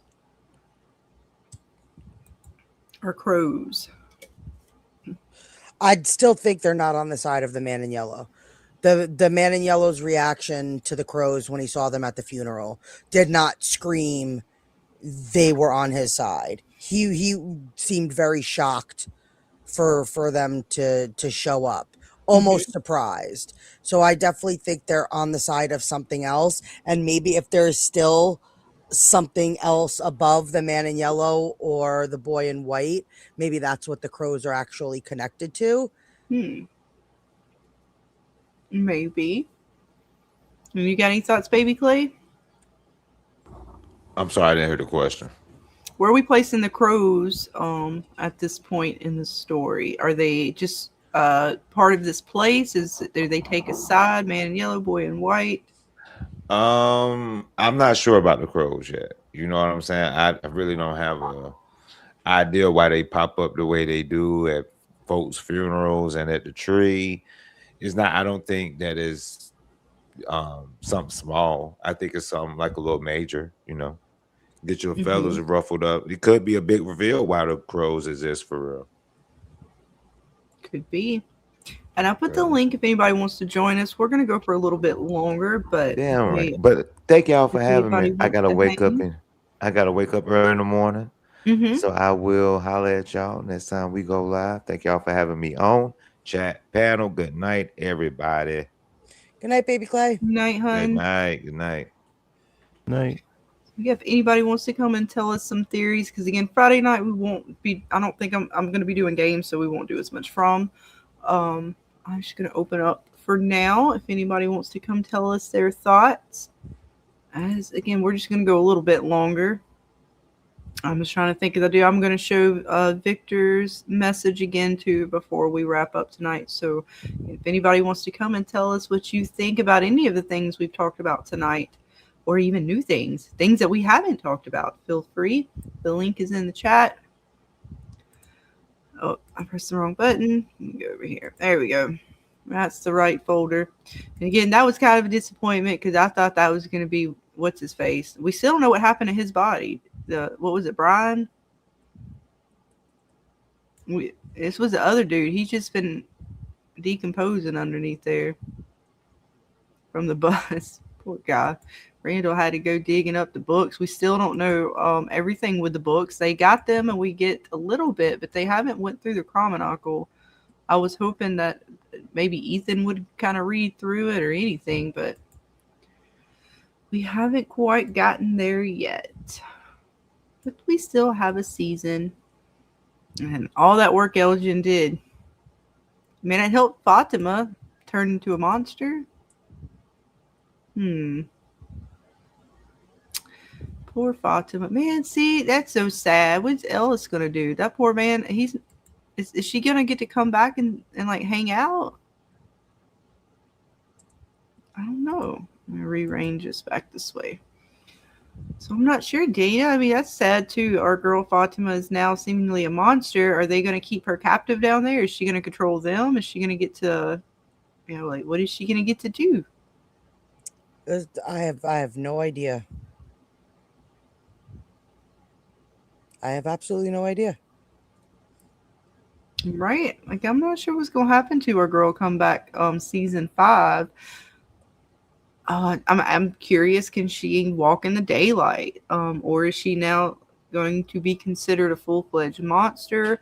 Is she going to go after our characters next season as opposed to helping them? Do the monsters even allow her to do so?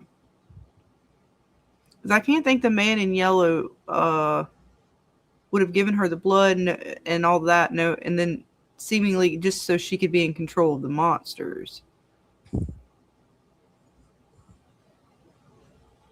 So I don't know. Is she gonna lose all of her humanity? Oh, hi. 3 says, I think Fatima will find the Lake of Tears underground somewhere. Maybe. It's a possibility. It is a possibility. What about you, James? Any other thoughts on our girl Fatima and Ellis? They got married here. They had a baby. I mean, Do you think we'll have a musical episode? Like, oh my God, no. Like a straight musical type situation. I hate when shows do that. I fucking hate when shows do that. When they just fucking bust out and fucking stupid ass. No, please no. Please no. I hate that. I mean, I could see them doing a karaoke night, but not like a full old musical. All right, we'll pretend I didn't say that. I mean, maybe. I guess James wants a musical one. They did it in Supernatural, Dana. Listen, the Supernatural one where they actually did the play and like the goddess of like literature or whatever she was came to be, that didn't bother me because they put it in the form of the play. I'm talking about a random fucking show you're watching where all of a sudden it turns into a fucking Grease episode. Yeah, but at the first of the episode, Sophia does a spell, Singus Musicus. Right, that's what I was thinking. Like she starts puppeting everybody. Yeah, and it's like giving a reason behind it. Turns the jukebox on, right? And they're in the diner. No, I don't know what's going to happen to Fatima. It just seems like there's a lot of possibilities. The 50-50, the she helps, she doesn't help. Mm-hmm. She's in control. She's not in control of herself or the monsters. I still have I guess it's hard for me anyway to get my head around why, what purpose did the blood just speed things along? Did the blood, like you say, is it just going to be a control factor? It seemed like she was turning into the monster anyway. Mm-hmm. She said her game needed a push to Clara, and then Clara gives her blood and she loses her hair. Yeah. So it's like I'm confused. Yeah. It's kind of crazy. I think the Golem will play something into it as maybe a way to save her. But I don't know. A lot of questions. Right? I swear, James, if they fucking make a musical episode of From, I'm gonna lose my shit. The chat seems like some would like it and some would not. And some are, Witchy is annoyed with how what they turned Clara into. Everybody liked Clara. Yeah, couldn't you see Clara singing? I thought it was a dream when I took the bargain. Why? Why are you even putting that out there? Why are you even putting that out there? Clara brings a storm. Clara brings a storm. Oh my God, you guys are fucking. Is this like a Bohemian Rhapsody? You guys are fucking. That's funny. That's right. It's late. I'm sorry, Dana. What are you telling? Have a devil for a son for me. For me. Da, da, da. I'm sorry. We've got to. That'd be fucking cool. Do a Bohemian Rhapsody because he's like, oh, Henry. Do it was Henry because he had to take the shot. If he would have took the shot, it would have been perfect. But he wasn't a young man though. He was old. Ethan, give Ethan You know what? Don't give Ethan a firearm. That is highly dangerous. It's like, what? Do you want the fucking Night Monsters to come out and do like a musical number? Like, oh, they could. It would be like a 50s style. Shit. And we get Latin and a musical all in one episode, Dana. Great. I'm happy with it. I mean, the only thing that could top off an episode like that is they find some Stofers. Shut up, James. Look, she loves it. She loves that Claire brings the store. See? How dare you? James is on a roll. I can hear Boyd, you know.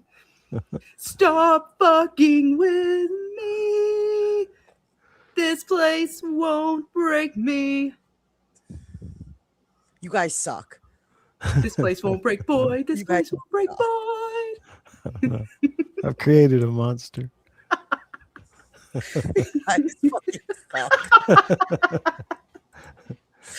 Just wait, Dana. She's going to sing it in Latin. What the fuck is wrong with you, James, tonight? Seriously. What the hell? He turned. Randall brings He a got belt flipped. buckle. He turned to the dark side. I think I'm just delirious. These are musicals. He must be tired from working all day or something. Randall comes on scene. I'm here for the winching.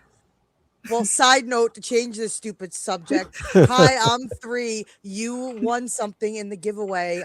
Please message me so you could claim your prize. I'm gonna click buttons now. We're delusional. Yeah, I thought it was great.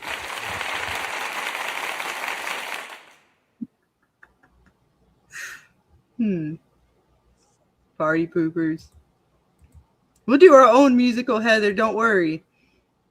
We'll create a song in Suno. It'll be our very own musical. God, that's gonna be hard to work. I gotta get like 5 different somehow voices in there. I can push buttons too.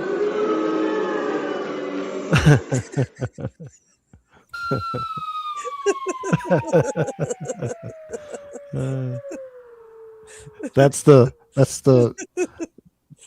Stofers deflating in the oven. Look, Data, that's your monster you created. Remember, that's your Dark Lord, Data. I'm done. You want to click faster, Dana? I got all the clicks. Cinnamon Bun offered to fill the position, but he's kind of half-baked. Hey, princess! Here I go! I'm stuck.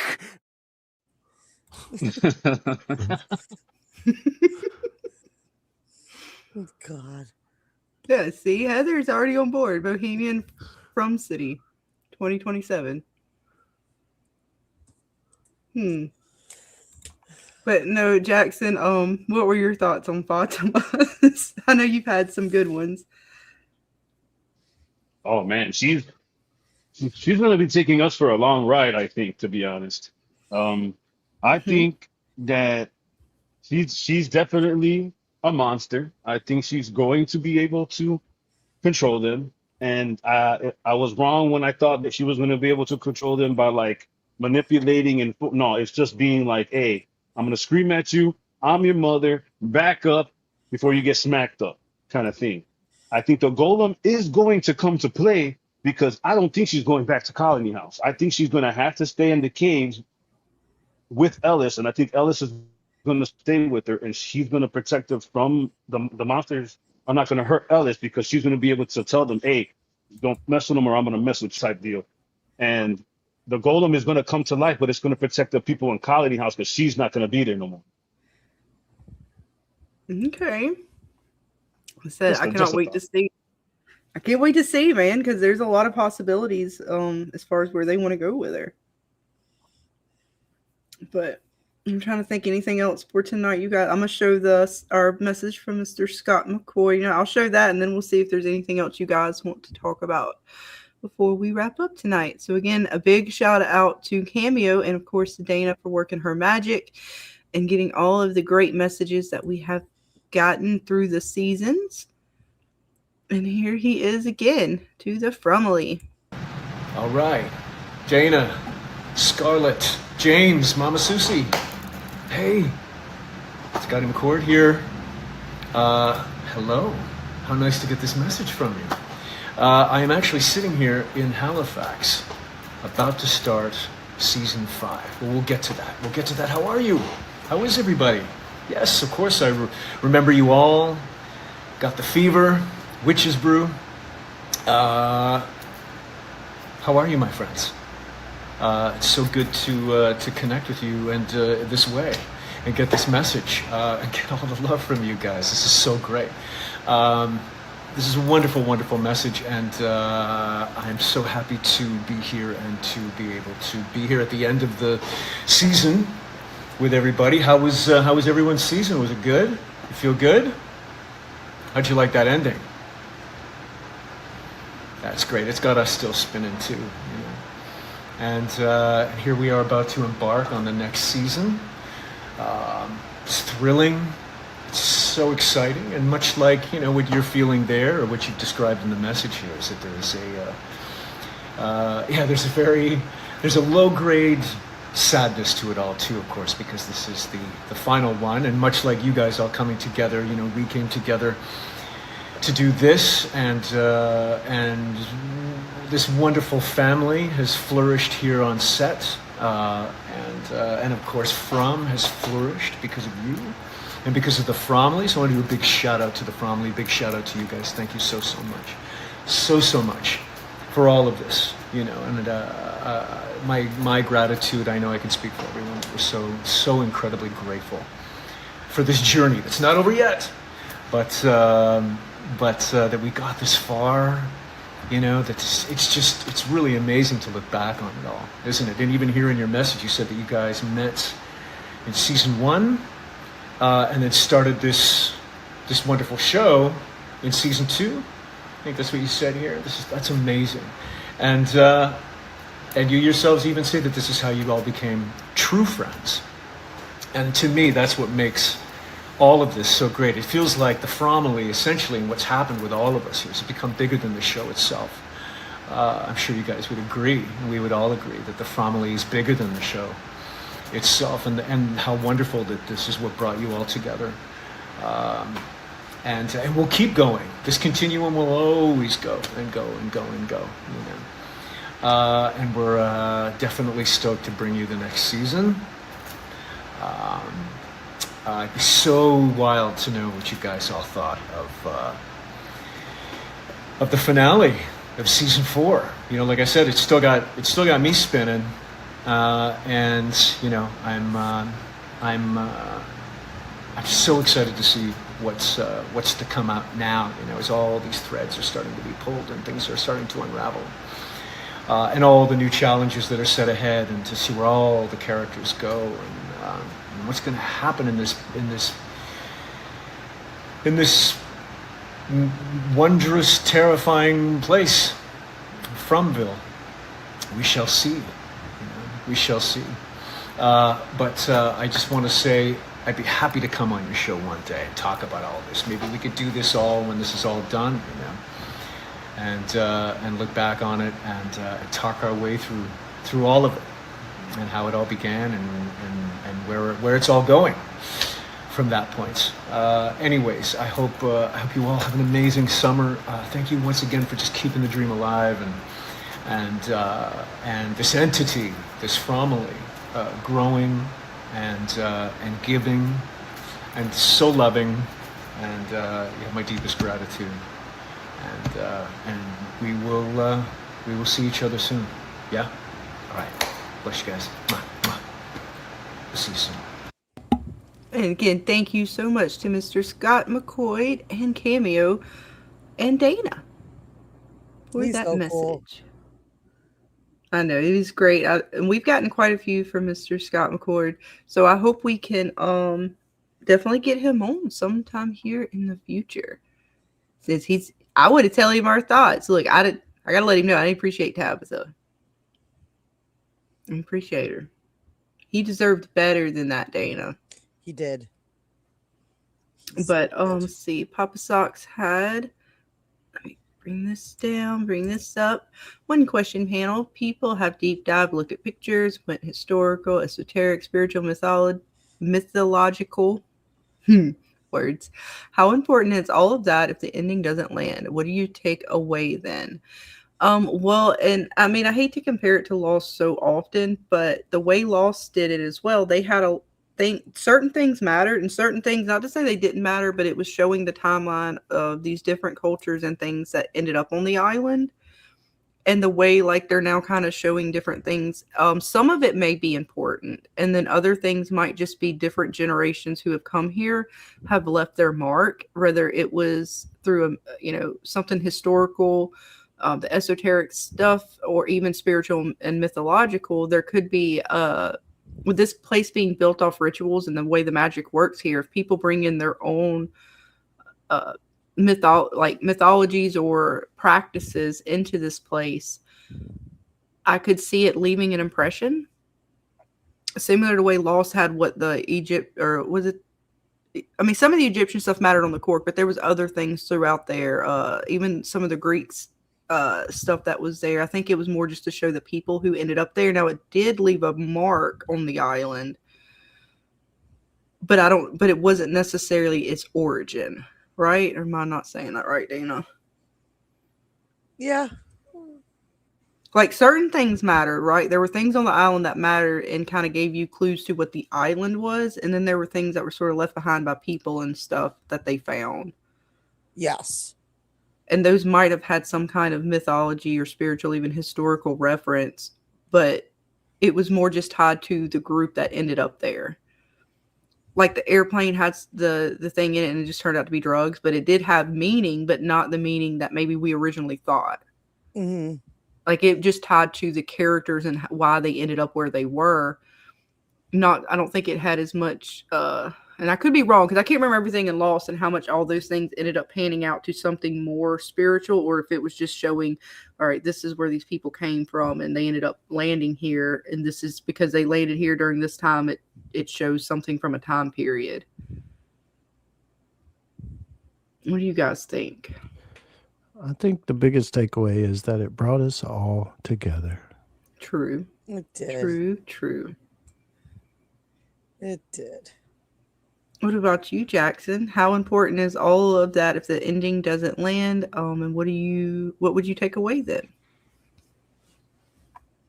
Yeah, honestly, that's a really good question, and it really depends, because if they don't end it and explain it right, or symbolize it with an ending correctly, no one's gonna know what the heck's going on.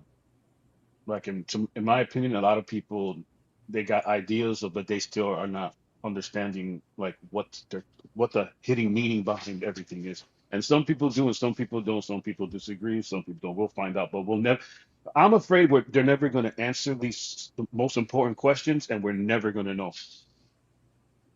Like for example, what is this place that they're at? What if maybe they don't say it's a void? Maybe they don't mention the Carcosa. Maybe they don't mention like in between a parallel universe, like an interdimensional, like you're in the middle of two interdimensional worlds. Like, I don't know. But if they don't explain that, and you have all this religion and mythologies and indigenous folklores and all different kinds of things, it's going to ruin the show, and nobody's going to understand where things are going.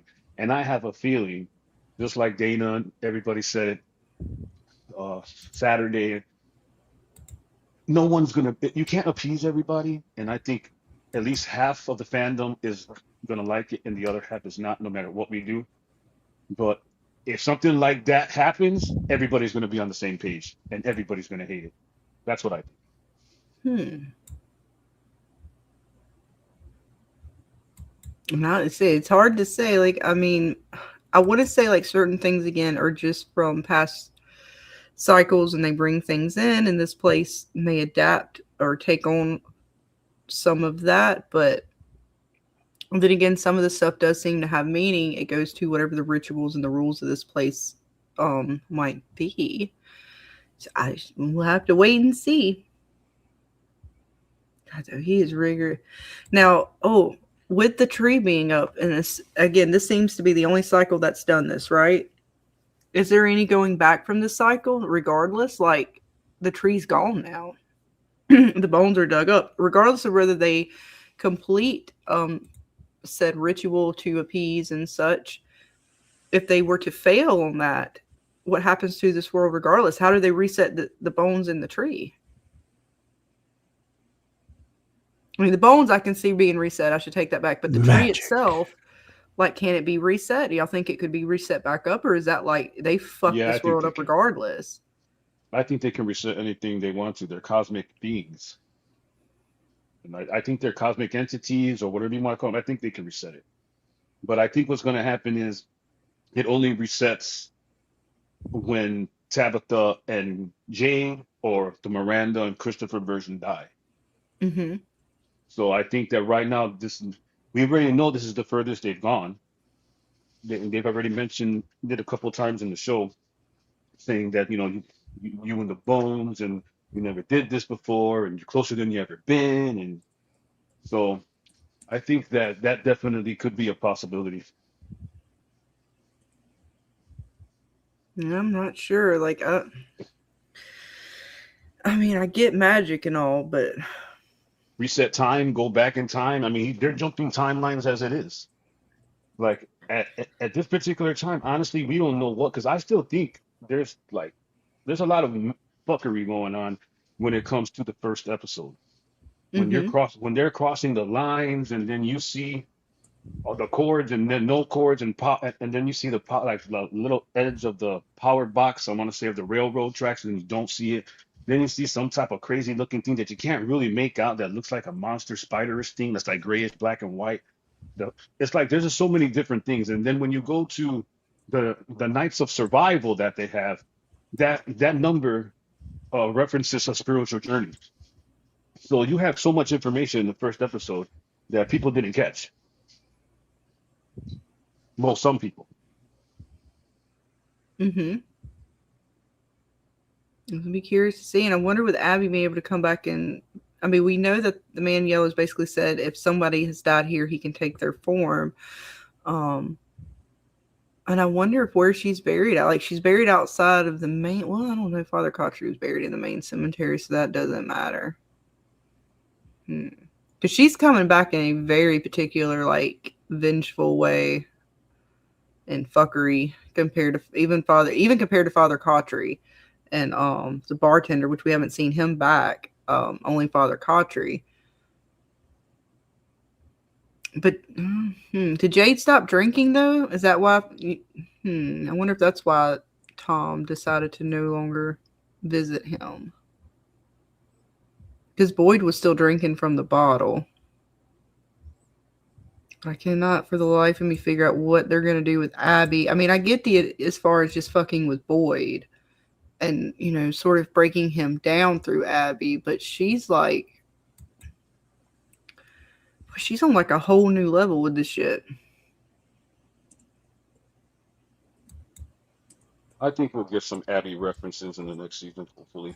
I think she's a big part of the show. Just because she said that she had dreams of this place as a little girl. Sorry about the dog barking. But yeah, No, I you're really good. think that she means something like big to the show. Like, I swear her hand changes. Like, this seems almost as if she's been in water. Do you see the pruny fingers? Yeah, I see them on the tip and the thumb And she still has flesh tone here, right? Like, she's almost like her hand was wet and she's coming up out of, like, could she be at the Lake of Tears? Is that, all the souls have to go there to be appeased? Or the bones have to go there to connect with the soul? Maybe. I mean, she could. Maybe it's wet under there. Because I always thought that it was her trying to tell them to go down underground. Like it Because her wasn't hand trying. seems wet in this frame. Yeah, it does. So maybe there's like it's wet That down one you there. can't see it very well, but this one for sure, it seems as if there's extra even moisture. The way it's shining on her makes me think there was her hands. And it reminds me of the kimono lady, although the kimono lady was like super sunken in and dead, but she also had like a water type situation with her. But then her hand seems to change here. It's not the same. It's like, to me, darker and almost monster-like.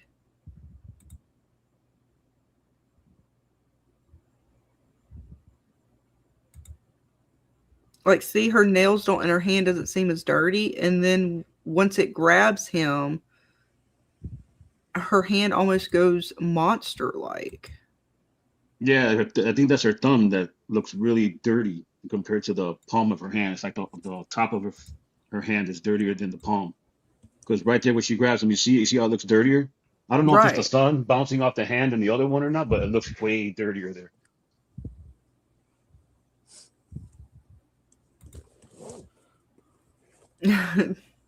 Well, I mean, here's hoping, in Caroline, that they will give us some bits. Because again, Abby's fuckery is something I don't quite understand fully. I mean, I get what I want to say, like the surface layer of it.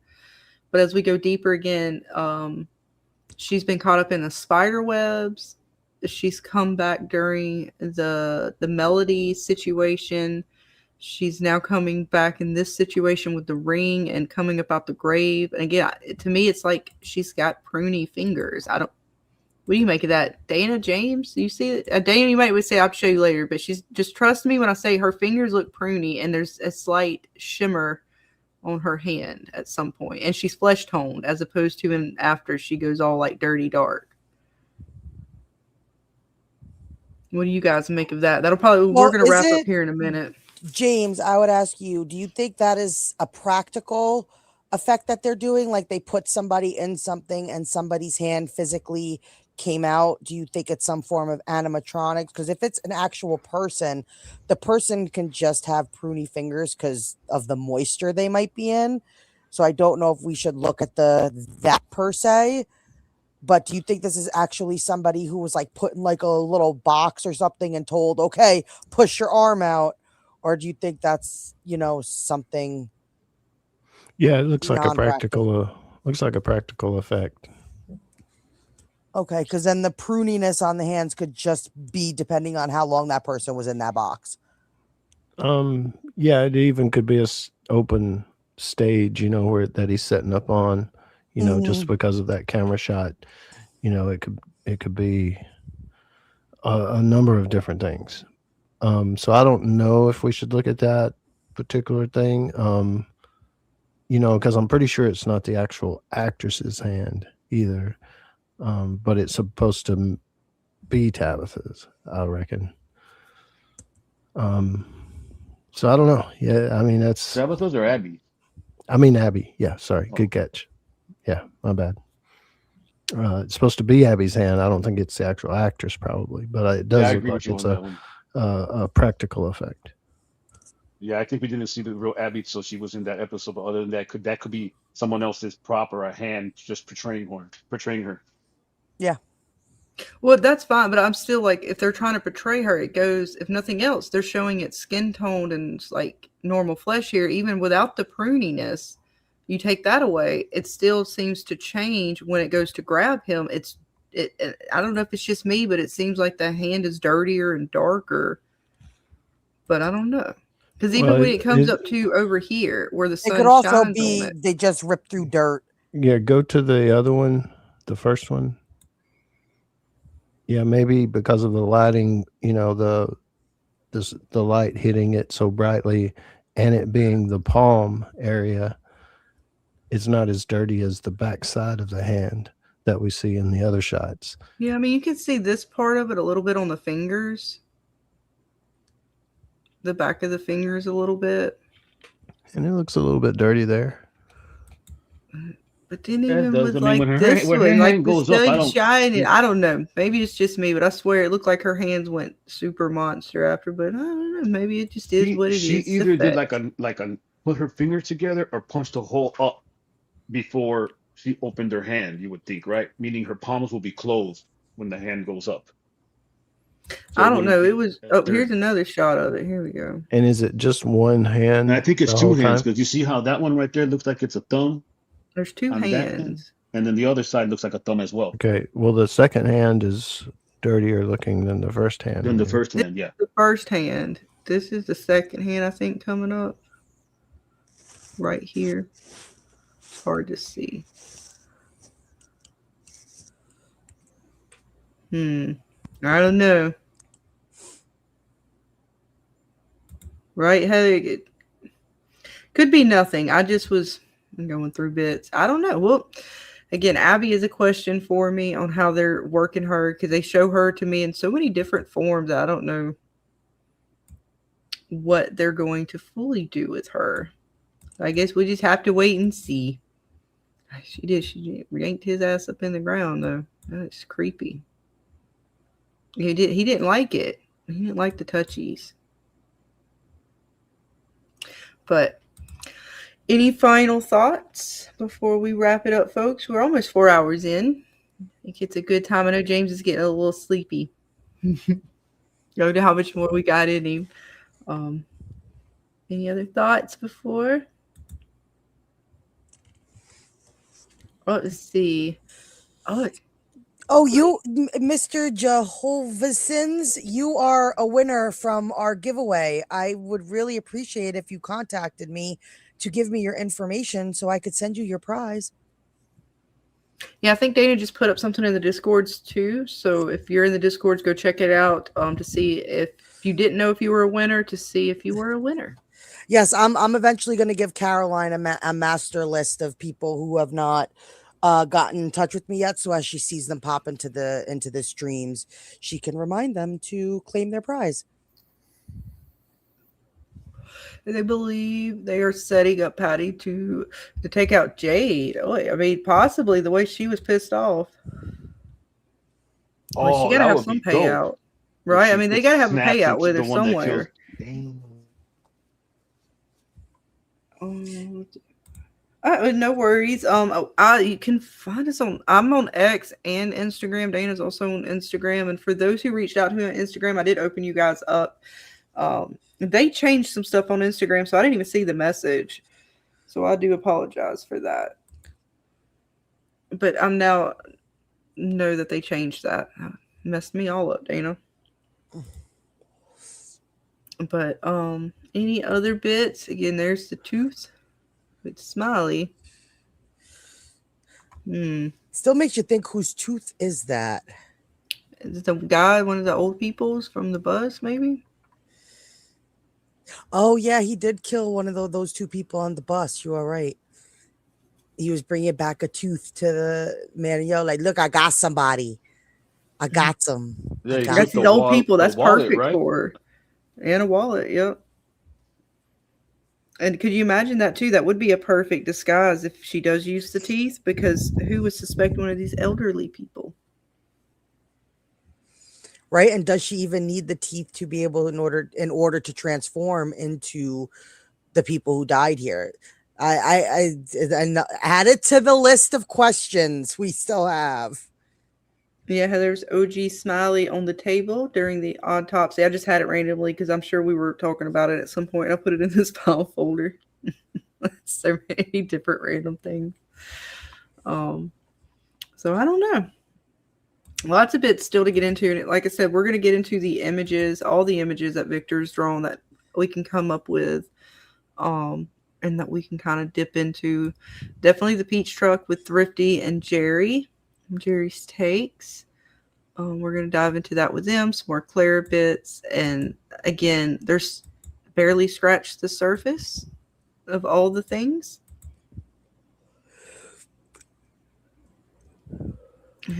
See, Tabitha, you know what? You just... Shame on her for leaving that note. That still pissed me off something fierce. Fucking Tabitha. Tabitha really, I don't know. Yeah, she about irritated me this season. And I was trying to give her, like a little bit of room there early on, but by the end of it, I can't defend anything, Dana. I tried to give her a little bit of, a little credit. Like, okay, I tried to give her a little sympathy, a little understanding. And then she threw Victor in the cell, and I couldn't, Dana. After that shit really pissed me off. I was like, oh, okay, then. That's how you want to play it. Choice words. Very, very choice words. But no, I guess we'll get ready to wrap it up, unless you guys have anything else you want to touch on tonight. Jackson, James, anybody, Dana? I mean, I think we covered everything. There's nothing really that I can think of that I would Right as like of now, no as of brain. right now. But all I can say is just I'm gonna miss it until it comes back, to be honest. Just Right? waiting for it, talking about it all week, and then waiting for it again. Yeah, it's bittersweet. Oh, look at her, Dana. It's very bittersweet, Mr. Jackson. Look, she's all. Oh, she's so. Oh, jump back to concern, though. Oh, but she was happy. Oh, back to concern. Oh, no. I didn't mean to, Dana. I'm sorry. I didn't mean to talk about your dad and your family and blame you. Julie about ready to smack her ass up. Like, she didn't be telling her Julie mom, don't though. want that smoke. She don't want that smoke. She doesn't know that that's the man in yellow. If she knew it was the man in yellow, she'd be scared. Yeah, Sophia cursed Julie in that moment with bad hair. Oh.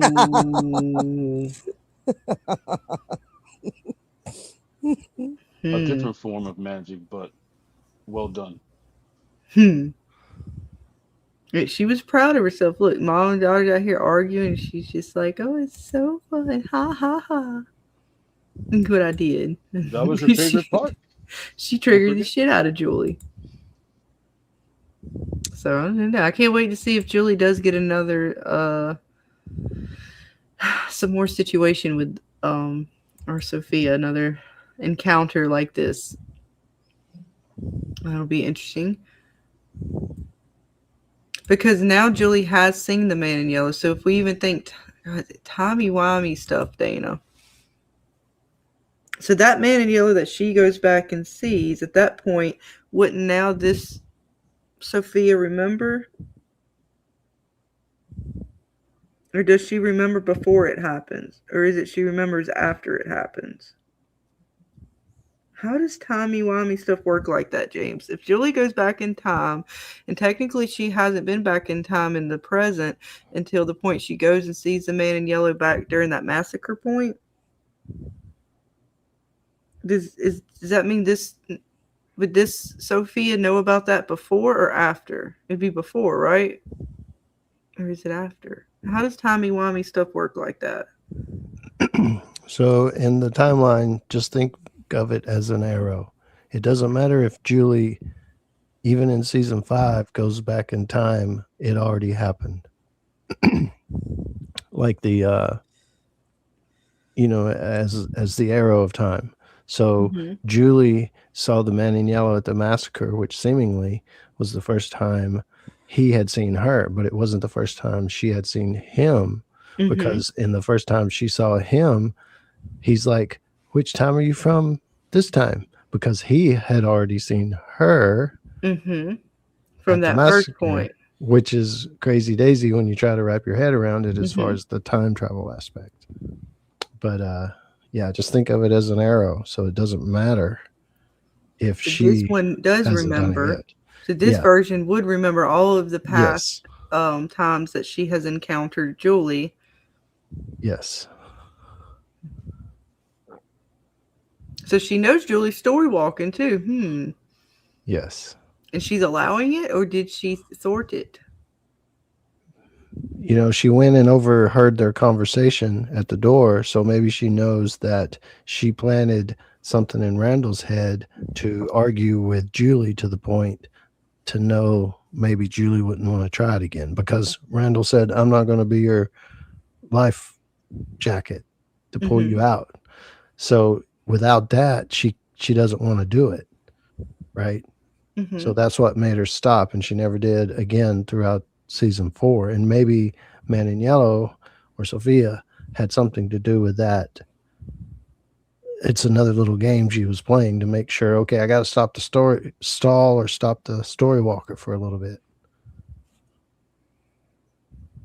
Okay, so you're getting all the bits sorted. I like it. Because it's, makes your brain hurt sometimes. A little bit. See, what my confusion is, because the writers can do it in so many different ways, is I think this is at least a little bit of piece of the Yellow King version and Carcosa, right? Well, there's a few iterations of Carcosa. There's an island, a dead city, and a planet. And all of Carcosa ends up being destroyed. So I'm wondering if, since it's a sentient place that moves, if it's actually the planet version, they could be moving through space and time and pulling people from different parallel dimensions, not necessarily pulling just people from one's Earth part. If because this place is moving at the same time. Like the island of Lost. It's just I don't know if it's a land or I don't know if it's going to be a city or town or if it's actually going to be a some type of planet.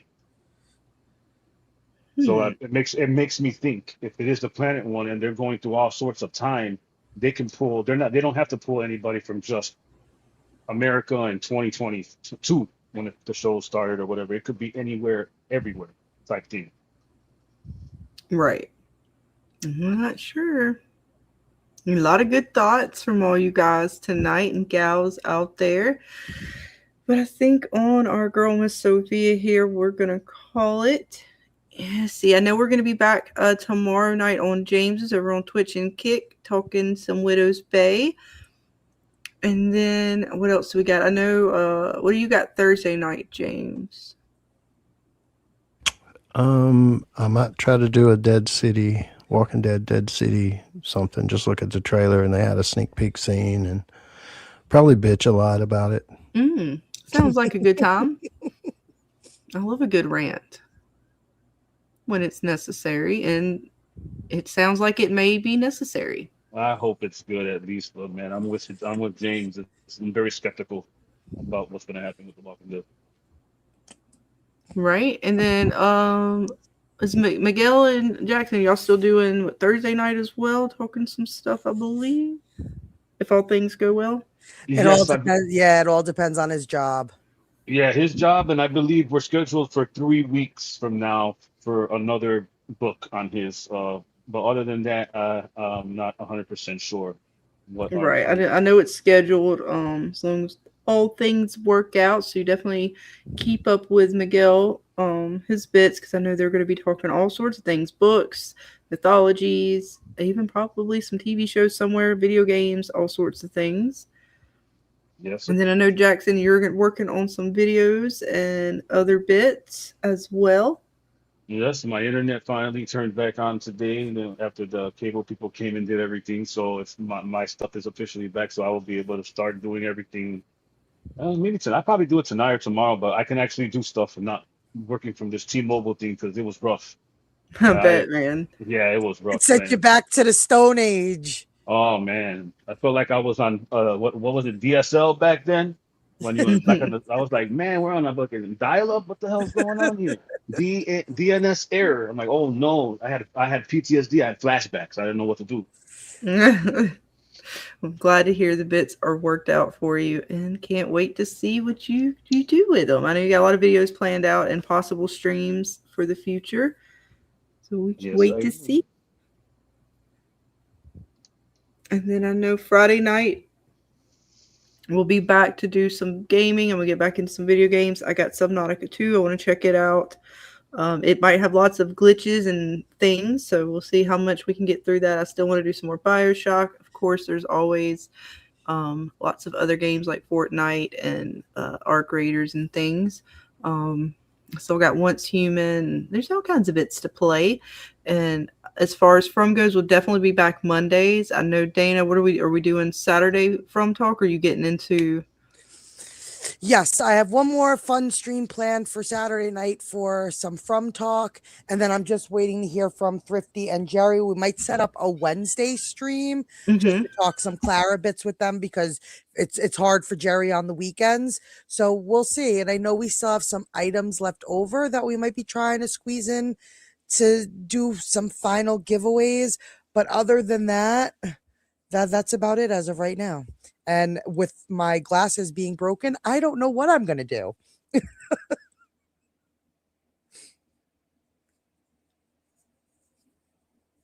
All right. Well, and then like I said, just stay on the lookout. You never know when our next one will pop up, especially for From. We're going to try to definitely keep Mondays as From talk around here. And then depending on everybody else's schedules, we might, like Dana said, pop in a Wednesday or even a Sunday. You never know. It just depends on how things work. But until then, folks, be safe out there. Have a good night, a great week, and we'll see you all on the next one. Bye, everybody. Bye. Good night, everybody. Bye. I can hear it. I'm telling you. I can. What's wrong?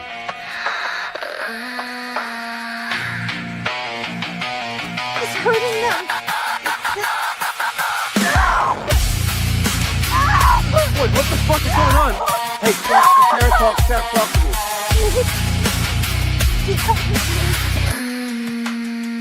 The man in yellow, quite a calm and violent fellow. What's with the stick, the dress, and the case? Do any of those things get you out of this place? From vile nightmares, mysteries to solve. Who is the man plaguing this town? Dead friends, loved ones, strange voices on the phone. A radio tower made from hope. A storm came in and crashed it down. And crashed it down. The man in yellow, what a strange fellow. Shifting, haunting, is he deal making? Jim didn't listen, now his throat is missing. Why you digging that hole? No, gotta know, fucking damn it now! From vile nightmares, mysteries to solve.